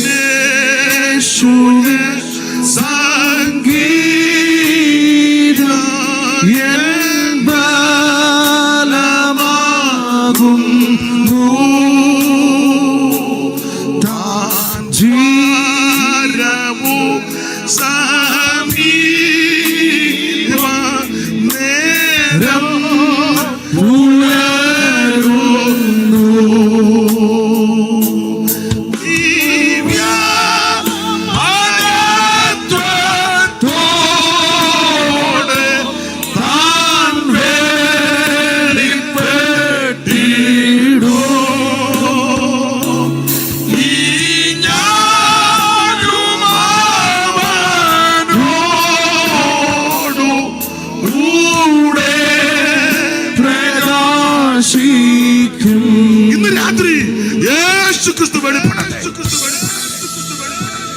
ഒന്നുകൂടെ ഞാൻ തെളിച്ചും ഉറപ്പിച്ചും പറയാം, മതഭ്രാന്തന്മാരുണ്ട്, സുവിശേഷ വിരോധികളുണ്ട്. നിങ്ങൾ മുട്ടിപ്പായി പ്രാർത്ഥിക്ക്, അവൻ മുഴങ്കാലും മേലിരിക്ക്. യേശു ക്രിസ്തു അവർക്ക് പ്രത്യക്ഷപ്പെടട്ടെ, സ്ഥിതി മാറും. ദൈവത്തിന്റെ മകൻ ഓടിച്ചു പോകാം. അപ്പൊ യേശു ക്രിസ്തുവിന്റെ അർത്ഥ സഹോദരൻ യൂദ ഓടിച്ചു പോകാം. ഈ യൂദായുടെ ലേഖനം ഓർപ്പിച്ചല്ല, പോസ്റ്റുകാരൻ്റെ 25 വാക്യമുള്ളൂ. 25 വാക്യമേ ഉള്ളെങ്കിൽ മുഴുവൻ കാര്യവും ലേഖനത്തിലുണ്ട്. 6-ാം വാക്യം പഠിക്കുമ്പോൾ ദൂതലോകത്തെ വിഷയം, 18-ാം വാക്യം പഠിക്കുമ്പോൾ അന്ത്യകാല വിഷയം. 6-ഉം 18-ഉം വായിച്ചു. തങ്ങളുടെ വാഴ്ച കാത്തുകൊള്ളാതെ സ്വന്തം വാസസ്ഥലം വിട്ടുപോയ ദൂതന്മാരെ. അപ്പൊ ദൂതലോകത്തെ വിഷയം മുതലാ യൂദ തുടങ്ങിയിരിക്കുന്നത്. 18-ാം വാക്യം അന്ത്യകാലത്ത് മോഹങ്ങളെ അനുസരിച്ച് വിഷയം വരെ തെളിയിച്ചു. 25 വാക്യമുള്ളെങ്കിൽ മുഴുവൻ കാര്യങ്ങളുമുണ്ട്.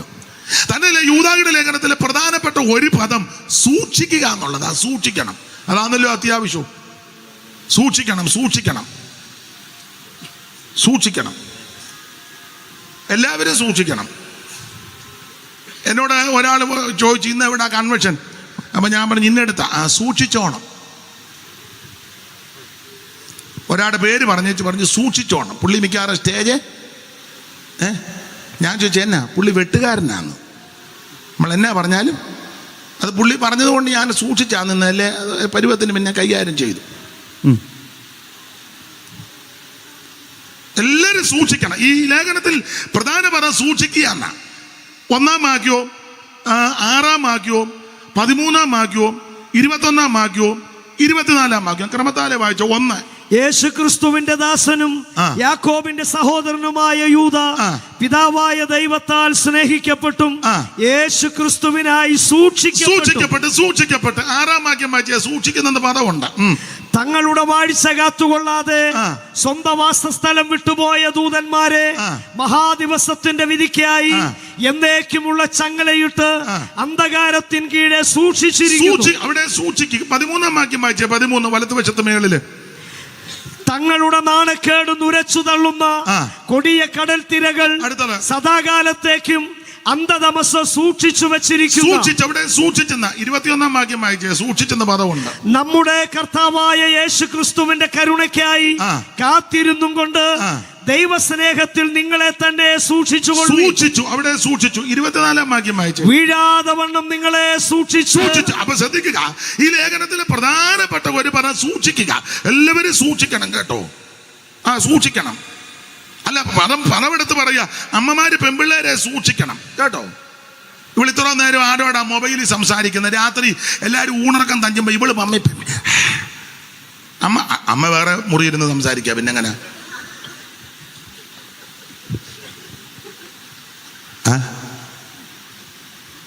മോളെ ഒന്ന് സൂക്ഷിക്കണമെന്ന് വേണ്ടായോ?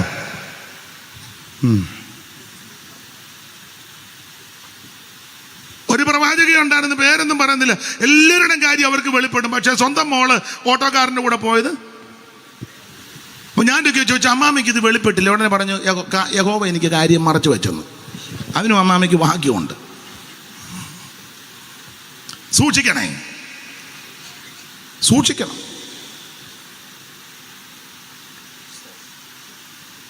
പിള്ളേരെയൊക്കെ ഒന്ന് സൂക്ഷിക്കുന്നത് നല്ലതാണ്. നമ്മുടെ ഇടയ്ക്ക് വന്നിരിക്കുമ്പോൾ കുഞ്ഞുങ്ങളൊക്കെ അച്ചടക്കത്തോടിരിക്കുന്നെങ്കിലും സൂക്ഷിക്കണം. അതിന് അങ്ങനെ ഒത്തിരി കാര്യമുണ്ട്. എവിടാ എന്തുവാന്ന് ചോദിക്കരുത്. ബാംഗ്ലൂർ പോകാൻ വണ്ടി കയറാൻ നിൽക്കുക. മോളും ഉണ്ട്, അപ്പനും ഉണ്ട്, അമ്മയുണ്ട്, വേറെ പെൺകുട്ടികളുണ്ട്, ആൺകുട്ടികളുമുണ്ട്. ഞാൻ നമ്മുടെ സിയോജാക്കപ്പൻ ഇവിടെ ശുശ്രൂഷയ്ക്ക് പോകാനായിട്ട് ഞാനും ഒരു വായുമായിട്ട് അവിടെ നിൽപ്പുണ്ട്. അപ്പോൾ അവിടെ വന്ന അപ്പനും അമ്മയും മക്കളും ഒക്കെ സംസാരിക്കുമ്പോൾ മോൾ എങ്ങോട്ട് നോക്കുന്നില്ല, ആരെയും നോക്കുന്നില്ല.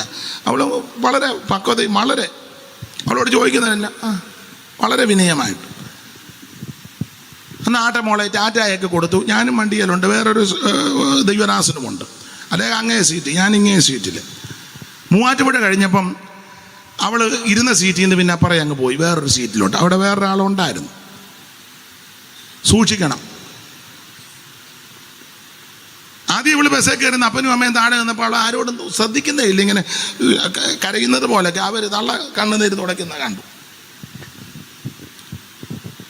അമ്മ നിർദ്ദേശം കൊടുത്തു, മോളെ കൂട്ടുകാരുടെ വേണ്ട. മൂവാറ്റുപുഴ കഴിഞ്ഞപ്പം ഇരിപ്പ് കണ്ടിട്ട് ആ ടൈപ്പ് ഇതിനകത്ത് കൊണ്ടെന്ന് തോന്നുന്നു. നിങ്ങളുടെ ഇരിപ്പ് കണ്ടിട്ട് സൂക്ഷിക്കണം, സൂക്ഷിക്കണം.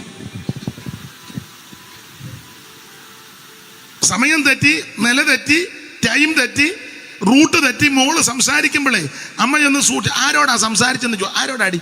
അവൾ പറയാം, എൻ്റെ ഫ്രണ്ട് കെസിയ. ആ നമ്പർ ഞാൻ കെസിയാടെ ചോദിക്കണം. എന്തുവാ നീ പറഞ്ഞ്? അവൾ മാത്സിൻ്റെ ഒരു ഡൗട്ട്, എല്ലാം ഒരു മാത്തമാറ്റിക്സാണ്. ഞാൻ നമ്മുടെ ഒരു ഉപദേശത്തോട് ചോദിച്ചു, പിള്ളേരൊക്കെ പിള്ളേരെല്ലാവരും മാത്തമാറ്റിക്സാന്ന് പറഞ്ഞു. സൂക്ഷിക്കണം, എല്ലാവരും സൂക്ഷിച്ചോണം. ഞാൻ ആ ഭാഗത്തേക്ക് പോകുന്നില്ല, എന്തിനാ വെറുതെ അലോക്യം ഉണ്ടാക്കുന്നത്. അപ്പോൾ 1-ാം വാക്യത്തിലും 6-ാം വാക്യത്തിലും 13-ാം വാക്യത്തിലും 21-ാം വാക്യത്തിലും 24-ാമത്തെ വാക്യത്തിലും പ്രധാനപ്പെട്ട പദമാണ് സൂക്ഷിക്കണം. എല്ലാവരും സൂക്ഷിക്കണം. പരസ്യവും നടത്താൻ പോകുമ്പോൾ സൂക്ഷിക്കണം. വേണ്ടേ? പിന്നെ എവിടാ നടത്തുന്നത്? അന്തരീക്ഷം, സാഹചര്യം, അവിടുത്തെ ഉള്ള അന്തരീക്ഷമൊക്കെ നോക്കണം. ഞങ്ങളൊരു പരിശോധന പോയി, ബോധക്കേടുകാരൻ്റെ മൈക്ക് കൊടുത്ത് ഞാൻ പറഞ്ഞേച്ച് പോയ വണ്ടിയെ കൊടുക്കരുതാണ്. ഒരു വെളിവും വെള്ളിയാഴ്ചയില്ല. വിവരമെന്ന് പറയുന്നത് ഇല്ല. ഞാനെന്നാ ഇതുങ്ങൾക്ക് എല്ലാം ചൂടത്ത് നിൽക്കുകയല്ലോ എന്നോർത്ത് വെള്ളം മേടിക്കാൻ അങ്ങോട്ട് പോയി. ചെറിയ കുപ്പിക്കകത്ത് കിട്ടുമല്ലോ വെള്ളം, ഈ പെപ്സിയുടെ തന്നെ ചെറിയ കുപ്പി മേടിക്കാൻ പോകുമ്പോൾ ഈ വിവരദോഷി മൈക്കെടുത്ത് 2 വർത്താനം, ഓടിയ ഓട്ടം. നിങ്ങൾ ചിരിക്കാൻ പറഞ്ഞതല്ല. അവിടെ സോമൻ പാസ്റ്റർക്ക് വടക്കമ്പള്ളിയാനായിട്ട് കുഞ്ഞുവാൻചാൻ്റെ വീട്, കുന്നൂറമ്പലെ കുഞ്ഞുവാൻചാൻ്റെ വീട് പത്തിപ്പാലത്തിൻ്റെ ഇപ്പറ. ഓടാനോട് വഴിയില്ല, ആകെ ഒറ്റ വഴിയേ ഉള്ളൂ. മൈക്ക് കൊടുക്കുമ്പോൾ സൂക്ഷിച്ചോണം. ബോധക്കേടുകാരനെ കൊടുത്താൽ മരണ വീട്ടിൽ കൊടുക്കുമ്പോഴും സൂക്ഷിക്കണം. വിവാഹ ശുശ്രൂഷ നിർത്തുമ്പോഴും മൈക്ക് കൊടുക്കുന്നവരെ സൂക്ഷിക്കണം. പണ്ടൊരു കല്യാണത്തിന് ഒരാൾ കൊടുത്തു, വിവാഹം എല്ലാവർക്കും മാന്യമാണ്, പോപ്പിനും അയ്മേനിക്കും തിരുമേനിക്കും അവർക്കും എല്ലാം. ഞങ്ങളുടെ അച്ഛൻ പറഞ്ഞു, ഇയാൾ പോപ്പിനെ കല്യാണം കഴിപ്പിക്കേണ്ട, ഇവരുടെ കല്യാണം കഴിപ്പിച്ചു വിടാൻ പറഞ്ഞു. ഉടക്കുണ്ടായി. സൂക്ഷിക്കണം, എല്ലാവരും സൂക്ഷിക്കണം. ഞാൻ ഞങ്ങളുടെ അവിടെ ദൈവകൃപയാൽ ലൈവൊക്കെ ഉണ്ട്, അനേക ദൈവമക്കൾ സഭായിത്തു. അപ്പം ഞാൻ നമ്മുടെ അലിസാനോട് പറഞ്ഞിട്ടുണ്ട്, ബോധക്കേടുകാർ എന്നതാ പറയുന്നതെന്ന് ആരറിഞ്ഞു? ഞാൻ പറഞ്ഞു കൊടുത്തിട്ട്, ഞാൻ എന്നാലും ഇങ്ങനെ തലയിൽ ചൊറിയുമ്പോൾ ഓഫാക്കിയേക്കണമെന്ന്. അല്ല, അവിടെ നിന്ന് നിർത്താൻ പറഞ്ഞ അയാൾ പിന്നെ ഇപ്പം പിന്നെ വേറെ സിഗ്നലാ, അത് പഴയ സിഗ്നലാ, അത് നിങ്ങൾ അത്ര അറിഞ്ഞാൽ മതി. ഇപ്പം വേറെ സിഗ്നലാ. എന്നതാ വിളിച്ച് പറയുന്ന ആരറിഞ്ഞു? സൂക്ഷിക്കണം, എല്ലാവരും സൂക്ഷിക്കണം. അത് പരിജ്ഞാനത്തോടെ, വിവേകത്തോടെ, തന്മയത്വത്തോടെ, ദൈവകൃപയോടെ. ആശാരിപദേശി പറഞ്ഞെന്നും പറഞ്ഞ് നമ്മൾ കിടന്ന് പറഞ്ഞാലോ അയാളുടെ മേലൊരു അഭിഷേകമായിരുന്നു. നീ പറഞ്ഞാൽ തല്ലുകൊണ്ട് മൂട്ട ഇടും. അതാണ് പിന്നെ തോട്ടിച്ചാടി പോളക്കകത്ത് താന്ന് കിടക്കണം. പണ്ട് കരിയമ്പള്ളി ചാക്കോച്ചൻ പറഞ്ഞ പോലെ അടി വന്നപ്പോൾ അയാൾ എടുത്ത് ചാടി പോളക്കകത്ത് അടി വെച്ച് പോള എടുത്ത് തലയെ വെച്ച് പമ്മി കിടന്ന് മൂക്ക് മാത്രം. കമ്മ്യൂണിസ്റ്റുകാർ അടിച്ചു വരിക. അന്നത്തെ കാലമാ. പുള്ളി മണ്ഡലം പ്രസിഡന്റാ. അവസാനം അവരടിച്ച് കിഴക്കോട്ടങ്ങ് കയറിപ്പം പുള്ളി പോളയെല്ലാം മാറ്റി വെച്ച് കയറി വന്നപ്പം വേറെ അപ്പം കതറിൻ്റെ എല്ലാം നനഞ്ഞ് ആകെ കോഴി നനഞ്ഞ പോലെ നിൽക്കുക. അപ്പോൾ ചോദിച്ചാൽ എൻ്റെ കാര്യം ചാക്കോച്ച മണ്ഡലം പ്രസിഡന്റ് പിന്നെ തുരുത്തുരുത്തുരുത്തുരു അടി വരുമ്പോഴാണ് നിൻ്റെ മണ്ഡലം പ്രസിഡന്റാന്ന് പറഞ്ഞിട്ട് വല്ലോ കാര്യമായോ? കൈക്ക് എല്ലാം നല്ല അത്തുവില വെള്ള കൊച്ചുങ്ങൾ അടിച്ചു. അതെടുത്ത് എടുത്ത് ചാടി വെച്ച് പോള എടുത്ത് തലയെ വെച്ച് മൂക്കിൻ്റെ അവിടെ മാത്രം. അയ്യോ, നന്നായിട്ട് സൂക്ഷിക്കണം, എല്ലാവരും സൂക്ഷിക്കണം. ഇടയ്ക്ക് തുറം പറഞ്ഞതേ ഉള്ളൂ, എല്ലാവരും സൂക്ഷിക്കണം. ദൈവത്തിന് മഹത്വം. അപ്പോൾ യൂദകളുടെ ലേഖനത്തിലെ പ്രധാനപ്പെട്ട പദം സൂക്ഷിക്കുക എന്നുള്ളതാ. പെൺപിള്ളേരെ സൂക്ഷിക്കണേ, ആൺപിള്ളേരെ സൂക്ഷിക്കണേ. മാതാപിതാക്കളെ മക്കളും ഒന്ന് സൂക്ഷിക്കുന്ന നല്ലതാ. പിന്നെ ഒന്ന് സൂക്ഷിക്കണം. ആരെയാ മമ്മി വിളിച്ചത്? നീ എന്തിനാ തിരക്കുന്നത്? അയ്യോ, 2 ആഴ്ച കഴിഞ്ഞപ്പോ മമ്മിയെ കാണാനില്ല. മമ്മിയെ അതാ കൊച്ചു സൂക്ഷിച്ചേച്ച് ഭർത്താവിനോട് അപ്പനോട് പറഞ്ഞിരുന്നെങ്കിൽ അത്രയും വലിയൊരു പ്രശ്നം വരികയില്ലായിരുന്നു. വേണ്ടേ? നിങ്ങൾക്ക് മനസ്സിലാകാരിയാണോ അതോ എന്നെ പൊട്ടം കളിപ്പിക്കുകയാണോ? സൂക്ഷിക്കണം, എല്ലാവരും സൂക്ഷിക്കണം. അപ്പോൾ യൂദകളുടെ ലേഖനത്തിലെ പ്രധാനപ്പെട്ട പദം സൂക്ഷിക്കുക. 1-ാം വാക്യവും 6-ാം വാക്യവും 13-ാം വാക്യവും 21-ാം വാക്യവും 24-ാം വാക്യവും എല്ലാവരും സൂക്ഷിക്കണം. വല്ലാത്ത കാലത്തിലും വല്ലാത്ത ലോകത്തിലുമാ ഞാൻ നിങ്ങളും വന്നുപെട്ടിരിക്കുന്നത്. അവൻ മുഴുവനത്തോടെ പിശാച് അധിക നാളില്ലെന്ന് മനസ്സിലാക്കി പൊരുതുമ്പോൾ വീണ്ടെടുക്കപ്പെട്ട ദൈവമക്കൾ, ദൈവകൃപ പ്രാപിച്ച ദൈവമക്കൾ വാക്കിലും പ്രവൃത്തിയിലും നടപ്പിലും ഉടുപ്പിലും കൊടുപ്പിലും എടുപ്പിലും എല്ലാത്തിലും വളരെ ശ്രദ്ധാലുക്കളായി സൂക്ഷിച്ചു വേണം ഇടപെടുവാൻ. നമുക്കൊരു മുന്നറിയിപ്പ് തന്നിരിക്കുക, വാണിംഗ് തന്നിരിക്കുക. സൂക്ഷിച്ചോണം, എല്ലാ കാര്യത്തിലും ശ്രദ്ധിക്കണം, സൂക്ഷിക്കണം. സഭയെ സാക്ഷി പറയുമ്പോൾ സൂക്ഷിക്കണം.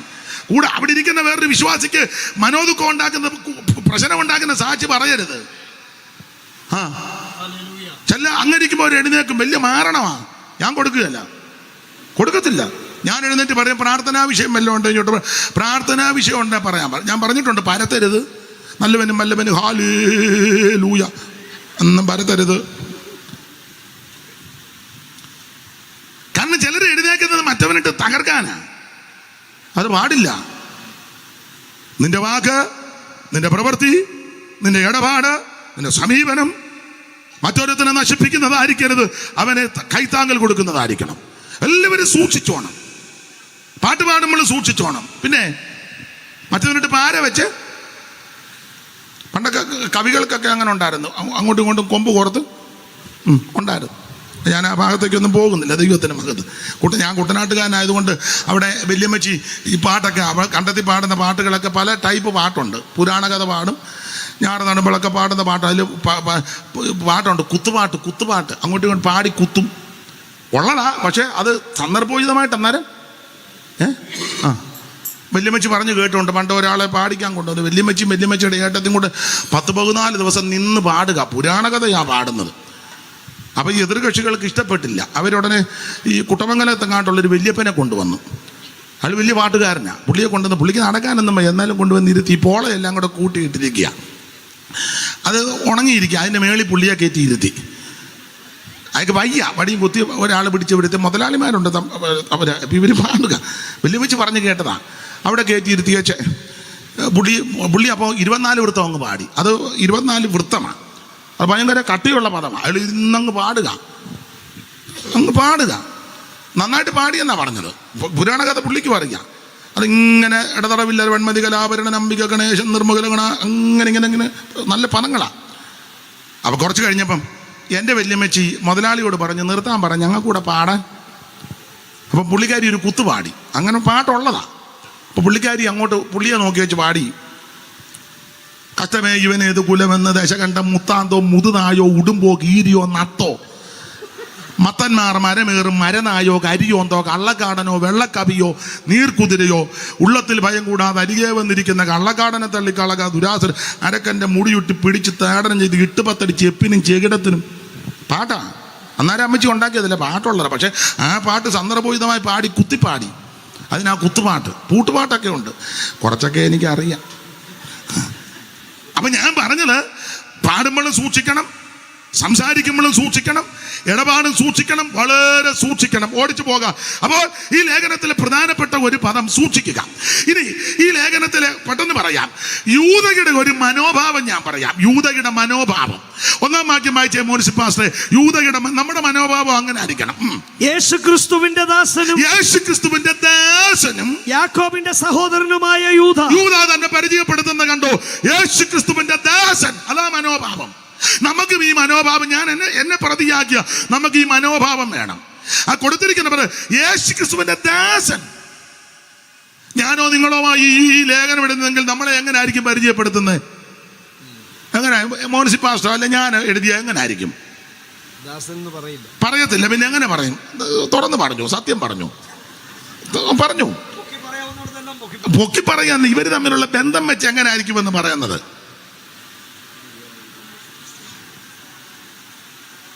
ഞാൻ ആരെന്നെങ്കിലും ഇങ്ങനെ എഴുതുകൊണ്ട് ദൈവത്തിന്റെ അനിയനാകുന്ന യൂദ. കാരണം യേശുക്രിസ്തു ദൈവമാണ്. യേശുക്രിസ്തുവിന്റെ അർത്ഥ സഹോദരനാ യൂദ. നമ്മൾ ഉടനെ പറയും ദൈവത്തിന്റെ അനിയനായ യൂദ എഴുതുന്നത്. ഒരു ബന്ധവും ഇല്ലെങ്കിലും നമ്മൾ ബന്ധം ഉണ്ടാക്കുന്നവരുണ്ട്. കാശും പുത്തനും കളറും ചുറ്റുപാടും ഉണ്ട്, ചുമ്മാ കയറി ബന്ധം. എൻ്റെ ഫസ്റ്റ് കസിനാണ്. എൻ്റെ ഞങ്ങൾക്കൊരു അമ്മാമയുണ്ട്, പേരെന്ന് പറഞ്ഞ നമ്മുടെ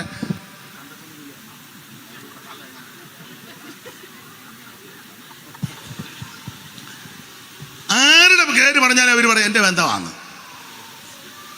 നമ്മുടെ ഒരു ഉപദേശി ഉണ്ടായിരുന്നു, ആരുടെ പേര് പറഞ്ഞാലും പുള്ളി പറയും എൻ്റെ ആത്മീയ സന്തതിയാണ്. ആരുടെ പേര് പറഞ്ഞാലും എൻ്റെ അങ്ങനെ. അപ്പം പിള്ളേരൊരു ദിവസം പുള്ളിയെ ഒന്ന് പൂട്ടാൻ വേണ്ടി പറഞ്ഞു.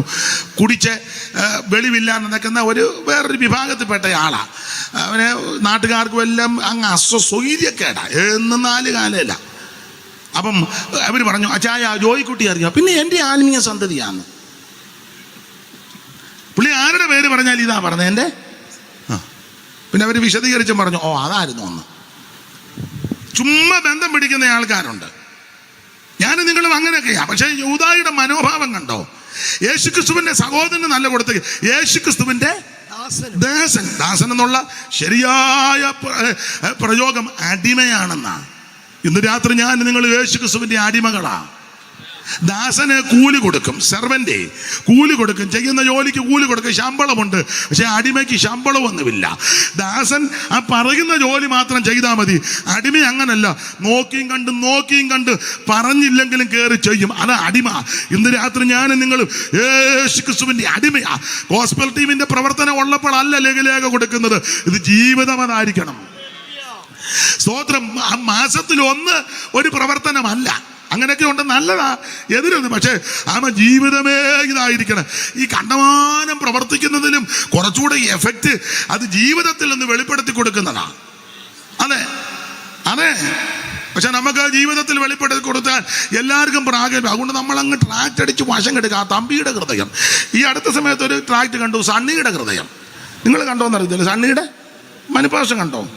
ഞാനും കണ്ടു, എന്നെ കൊണ്ട് കാണിച്ചു. അച്ഛാ അതേണ്ട സണ്ണിയുടെ ഹൃദയം. അന്നേരം വേറൊരു പുള്ളി വടശ്ശേരിക്കാൻ പറഞ്ഞു, അവിടെ അവരിറക്കി രാജുവിൻ്റെ ഹൃദയം. എല്ലാം ഇഷ്ടം പോലെ ലഘുലേഖ നല്ലതാ. പക്ഷേ അവരുടെ നടുവിലൊന്ന് വെളിപ്പെടുത്തിക്കേ യേശുവിനെ, ദൈവത്തിന് മഹത്വം. അപ്പൊ യൂദയുടെ മനോഭാവം യേശുക്രിസ്തുവിന്റെ ദാസൻ. ഇനി വേറൊരു മനോഭാവത്തിന്റെ വേറൊരു പദം പറയാം. 3-ാം വാക്യം ഒന്നുകൂടെ വായിച്ചേ. 3-ാം വാക്യം. പ്രിയരെ, നമുക്ക് പൊതുവിലുള്ള രക്ഷയെ കുറിച്ച് നിങ്ങൾക്ക് എഴുതുവാൻ സകല പ്രയത്നവും ചെയ്യുകയിൽ വിശുദ്ധന്മാർക്ക് നിങ്ങൾ ആ പദം കേട്ടോ, പ്രിയരെ നമുക്ക് പൊതുവിലുള്ള രക്ഷ. നിങ്ങൾ ആ പദം ശ്രദ്ധിച്ചോ? ഞാനിങ്ങനെ പറയുന്നത് യൂദായുടെ മനോഭാവം നല്ല മനോഭാവം. 1 യേശുക്രിസ്തുവിന്റെ ദാസന, അനിയനാണെന്നൊന്നും പറഞ്ഞില്ല. കുടുംബക്കാരനാന്ന് വല്ല വെളിപ്പെടുത്തിയത്, ഒരമ്മയുടെ മക്കളാന്നൊന്നും വെളിപ്പെടുത്തിയില്ല. ഞാൻ യേശു ക്രിസ്തുവിന്റെ ദാസനാ. ഈ മനോഭാവം വരാൻ കാര്യം യാക്കോബിന് പ്രത്യക്ഷപ്പെട്ടപ്പോൾ മനസ്സിലായി അവിടുന്ന് ദൈവമാ. അതുകൊണ്ടായി മനോഭാവം, ദൈവത്തിന്റെ മകത്. നമ്മുടെയൊക്കെ മനോഭാവം ഒന്ന് മാറണേ.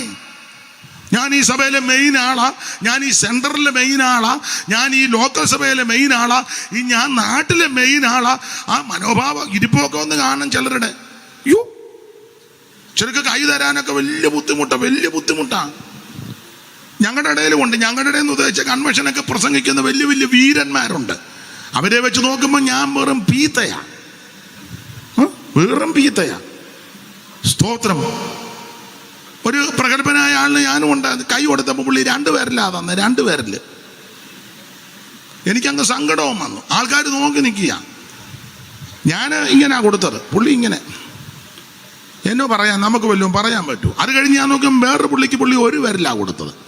അപ്പൊ എനിക്ക് ആശ്വാസമായി, എനിക്ക് 2 തന്നല്ലോ. അത് കഴിഞ്ഞ് പിന്നെ ഞാൻ ശ്രദ്ധിച്ചപ്പം ഒരാൾക്ക് കൊടുത്തില്ല, ഇങ്ങനെ കാണിച്ചതേ ഉള്ളൂ. അപ്പൊ എനിക്ക് മനസ്സിലായി പുള്ളിക്ക് എന്നോടാ കൂടുതൽ, എനിക്ക് 2 തന്നില്ലേ. വലിയ ബുദ്ധിമുട്ടാണ്. പക്ഷെ അത് കഴിഞ്ഞ് ഞാൻ വീക്ഷിച്ചു. യോഗം കഴിഞ്ഞപ്പോൾ ചില കാശും പിടിപ്പും പുത്തനമുള്ള ആളിനെ കണ്ടപ്പം അങ്ങോട്ട് കൊടുത്തേച്ച് പുള്ളി വിടുന്നില്ല. കുലുക്കി ഇങ്ങനെ നിൽക്കുക. അവരതിനെന്തിന് പോണം ഇല്ല. പണ്ട് ഓണക്കളിക്ക് പറഞ്ഞ പോണം പക്കുടുക്കെ പോകണ്ട. നമ്മുടെയൊക്കെ മനോഭാവം, ഞാൻ എന്നെയും കൂടെ ആരെയും വിധിക്കുകയല്ല, എന്നെ പ്രതിയാക്കിയ നമ്മുടെ മനോഭാവം ഒന്ന് മാറണേ.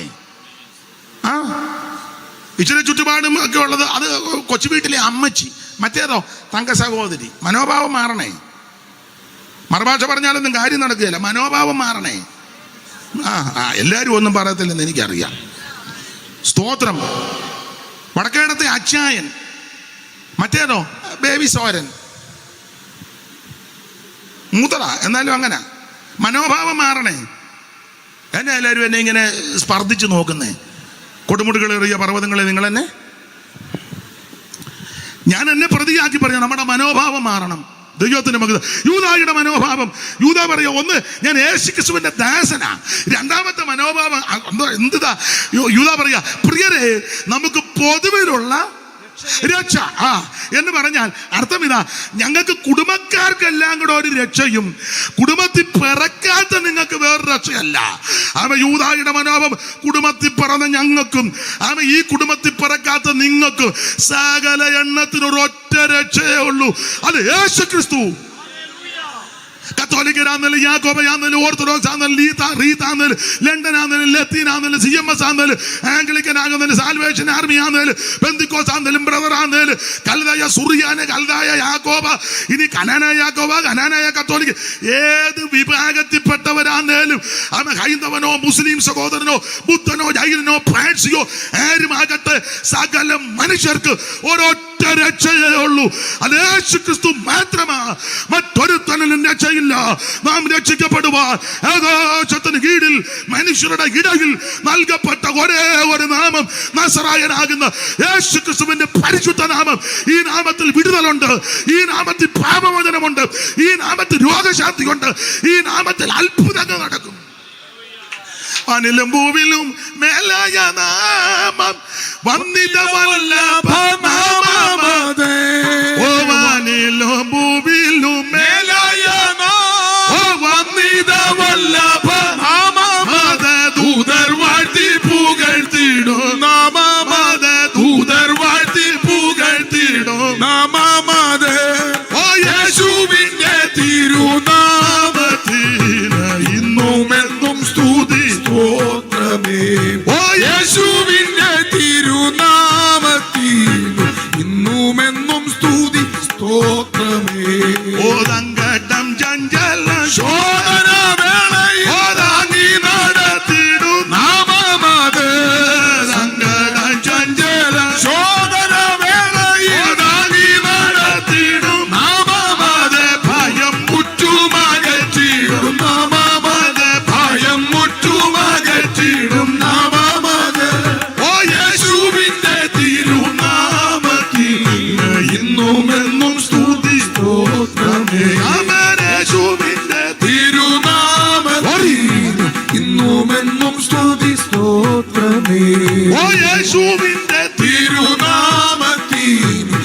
എന്നുമെന്നും സ്തുതി സ്തോത്രമേ.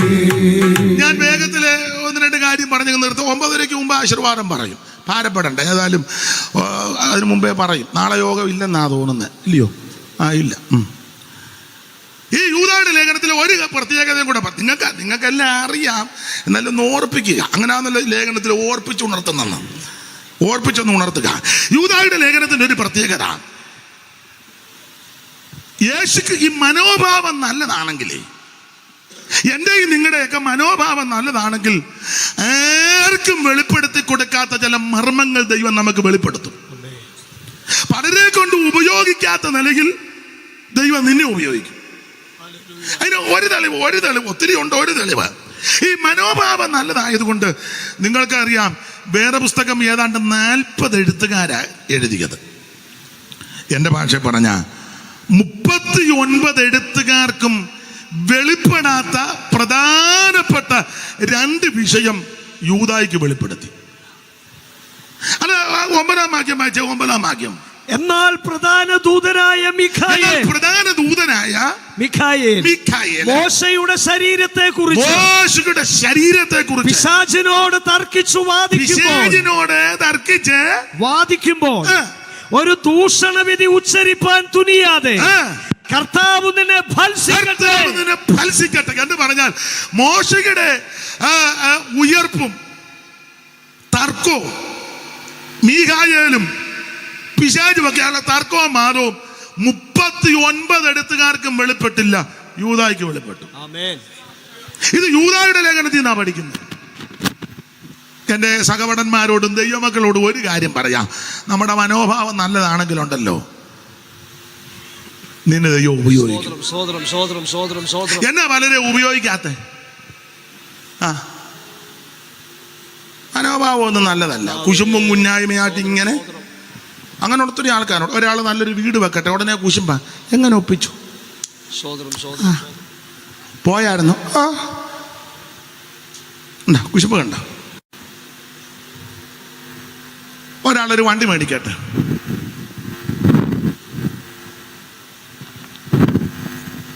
മനോഭാവം നല്ലതല്ല.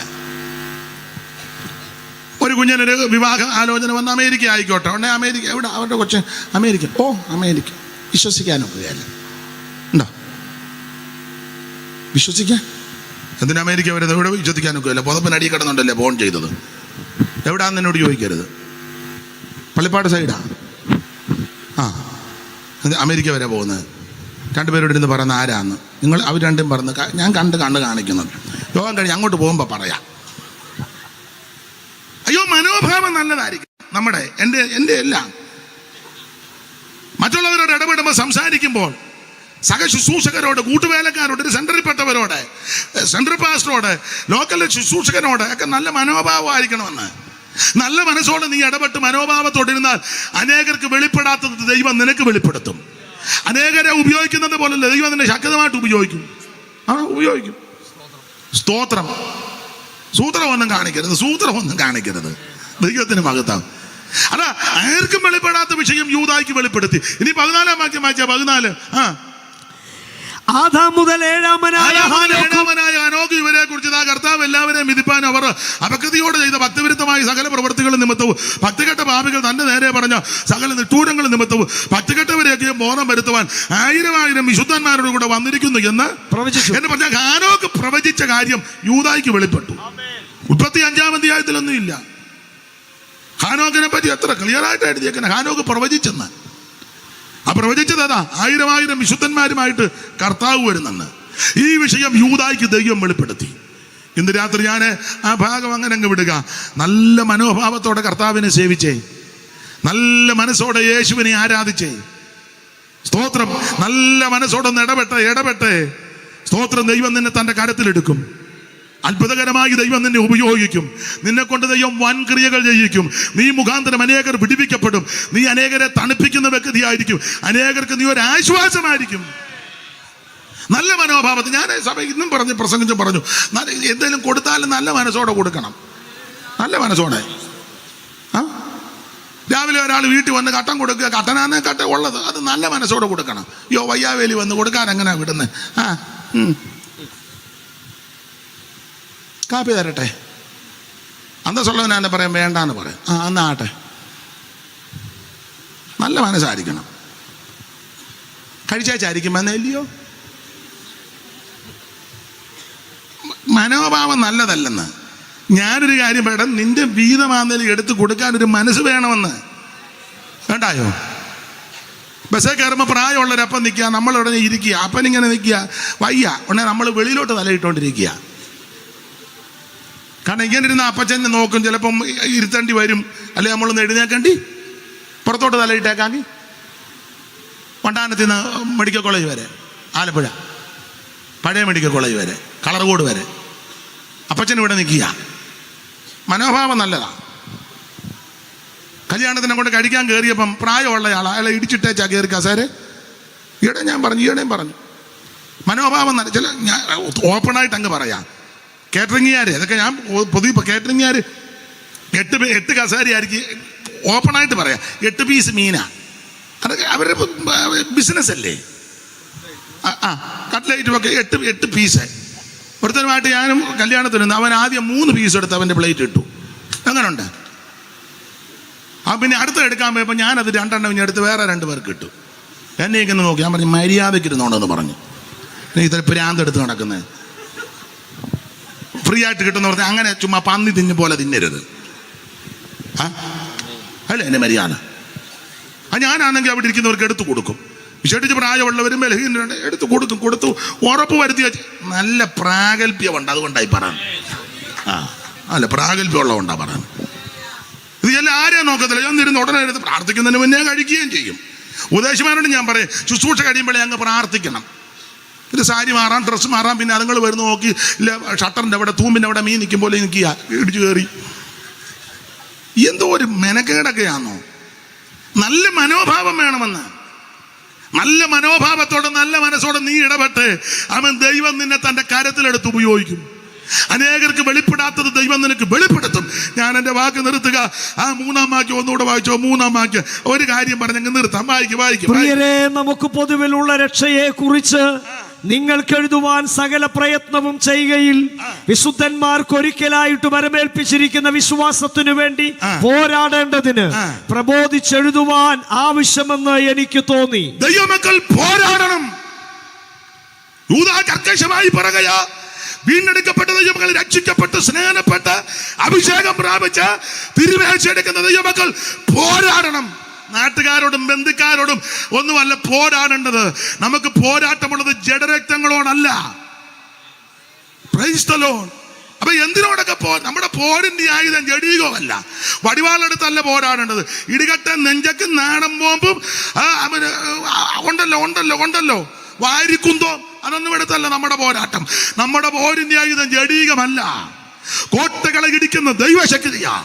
ഇന്ന് രാത്രി നീ പരിശുദ്ധാത്മാവിന്റെ അഭിഷേകത്തെ നിറഞ്ഞ് പരിശുദ്ധാത്മാവിന്റെ വ്യാപാര ശക്തിയാൽ അവൻ വിരോധമായി നിൽക്കുന്ന സകലത്തോട് പോരാടി വിജയം പ്രാപിക്കണം. എന്തിനോടൊക്കെ പോരാടണം? എബ്രായ ലേഖനം 12-ാം അധ്യായം 4 വെക്കുമ്പോൾ പാപത്തോട് പോരാടണം. ഉൽപ്പത്തി 4 വായിക്കുന്ന പാപം നിന്റെ വാതിൽക്കൽ കിടക്കുക, അതിന്റെ ആഗ്രഹം നിന്നോട്, നീ പോരാടി അതിനെ ജയിച്ച് കീഴ്പ്പെടുത്തണം. പ്രാണത്യാഗത്തോളം എതിർത്ത് നിന്നതാ. സ്തോത്രം.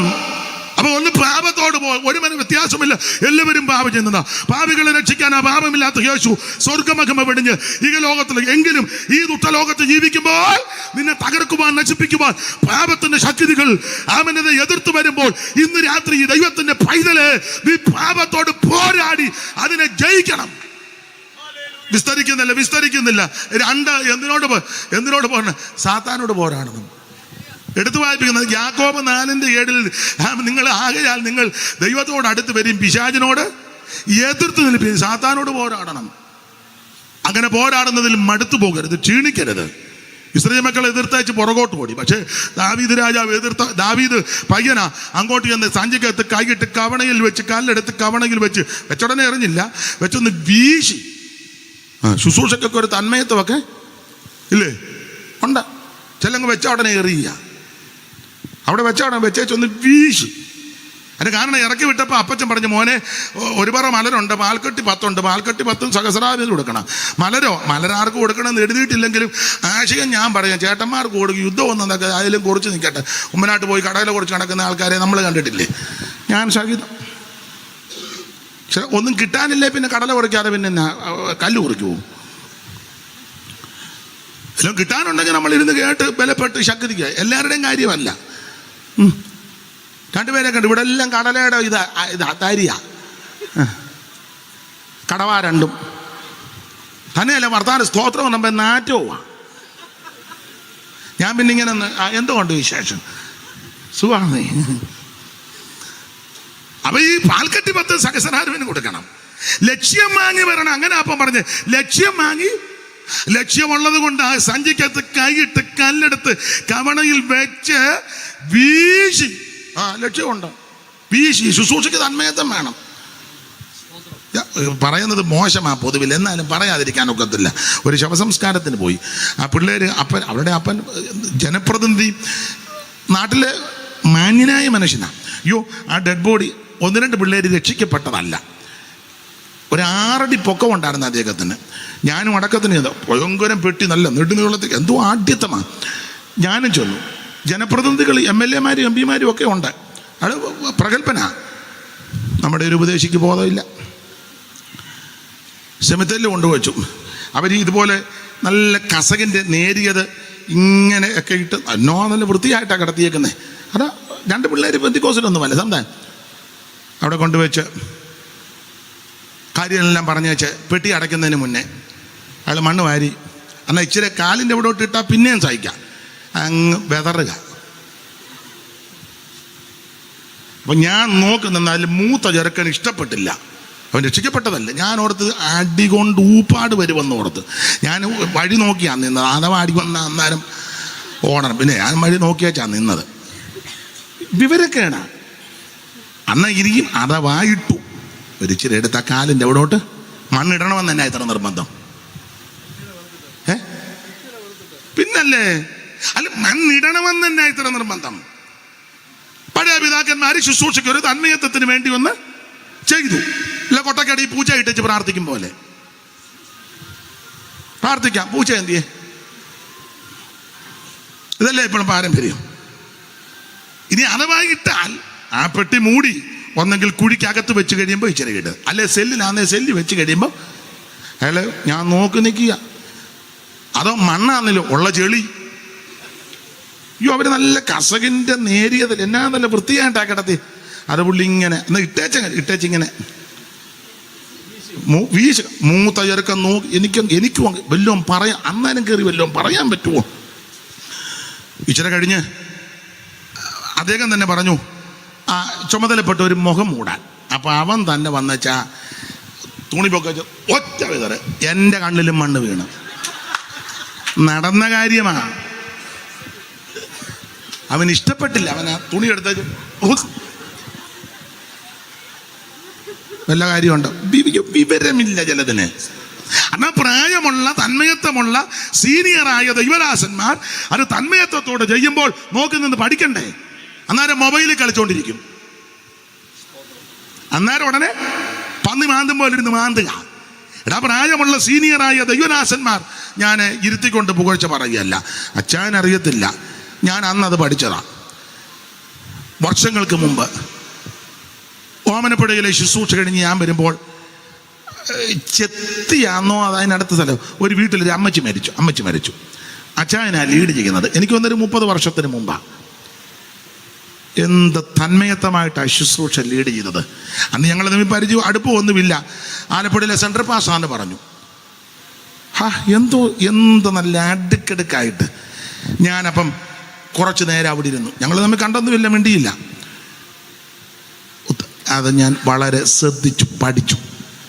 അതിനുശേഷം ഞാൻ അങ്ങനെയുള്ള രംഗങ്ങൾ വരുമ്പോൾ അദ്ദേഹം ചെയ്തതുപോലെ ഞാനത് ചെയ്യാൻ ശീലിക്കും.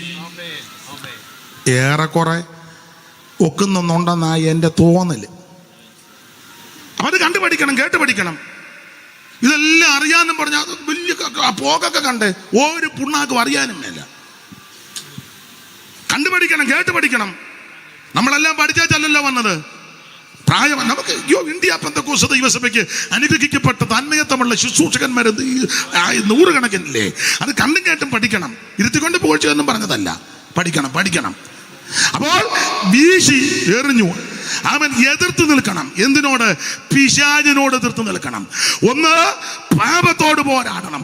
രണ്ട്, പിശാചിനോട് പോരാടണം. പിശാചിനെ കണ്ട് നീ ഓടുകയല്ല, നിന്നെ കണ്ട് അവൻ ഓടണം. വായിപ്പിക്കുന്നില്ല. എഫേസ്യ ലേഖനം 6-ാം അധ്യായത്തിന്റെ 12 മുതൽ താഴോട്ട് പഠിക്കുമ്പോൾ 4 ശക്തികളോട് പോരാടണം. ഇന്ന് രാത്രി അതിനാ ദൈവം നമ്മെ വിളിച്ചത്. പിന്നെ ഒരു കാര്യം ഇവിടെ പറഞ്ഞ് നിർത്താം. ആരാ പോരാടേണ്ടത്? പോരാടേണ്ടവന് യോഗ്യത കൊണ്ട്. അതാ 1-ാം വാക്യത്തിൽ അതിന്റെ യോഗ്യത. വിളിക്കപ്പെട്ടവരും സൂക്ഷിക്കപ്പെട്ടവരും സ്നേഹിക്കപ്പെട്ടവരും വേണം പോരാടാൻ.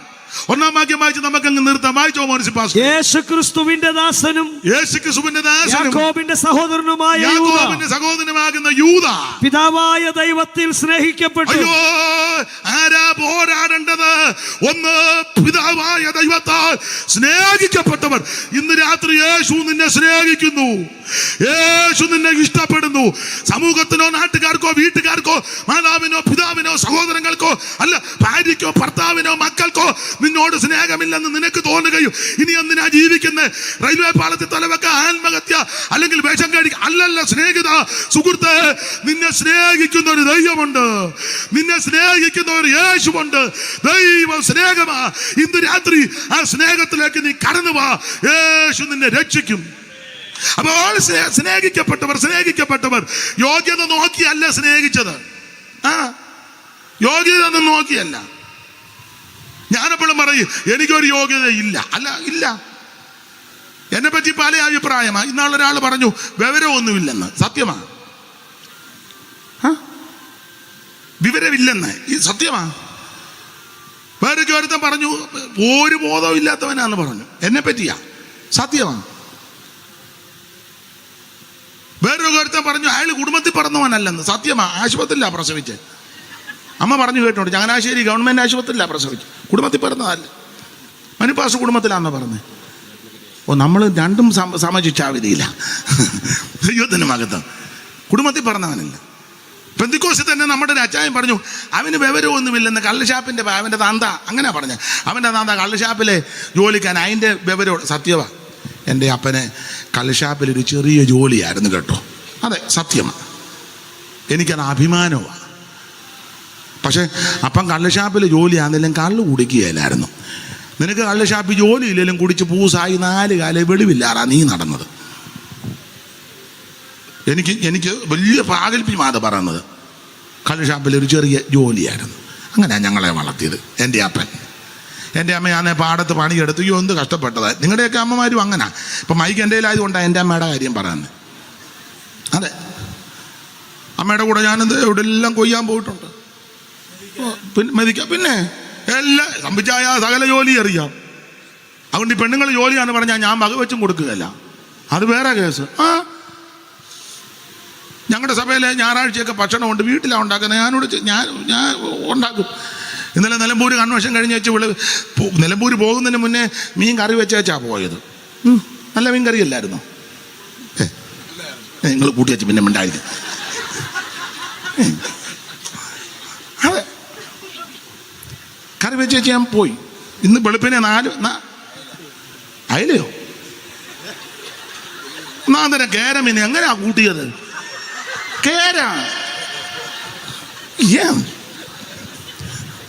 അങ്ങോട്ട് വാ. അവര് പെണ്ണല്ല.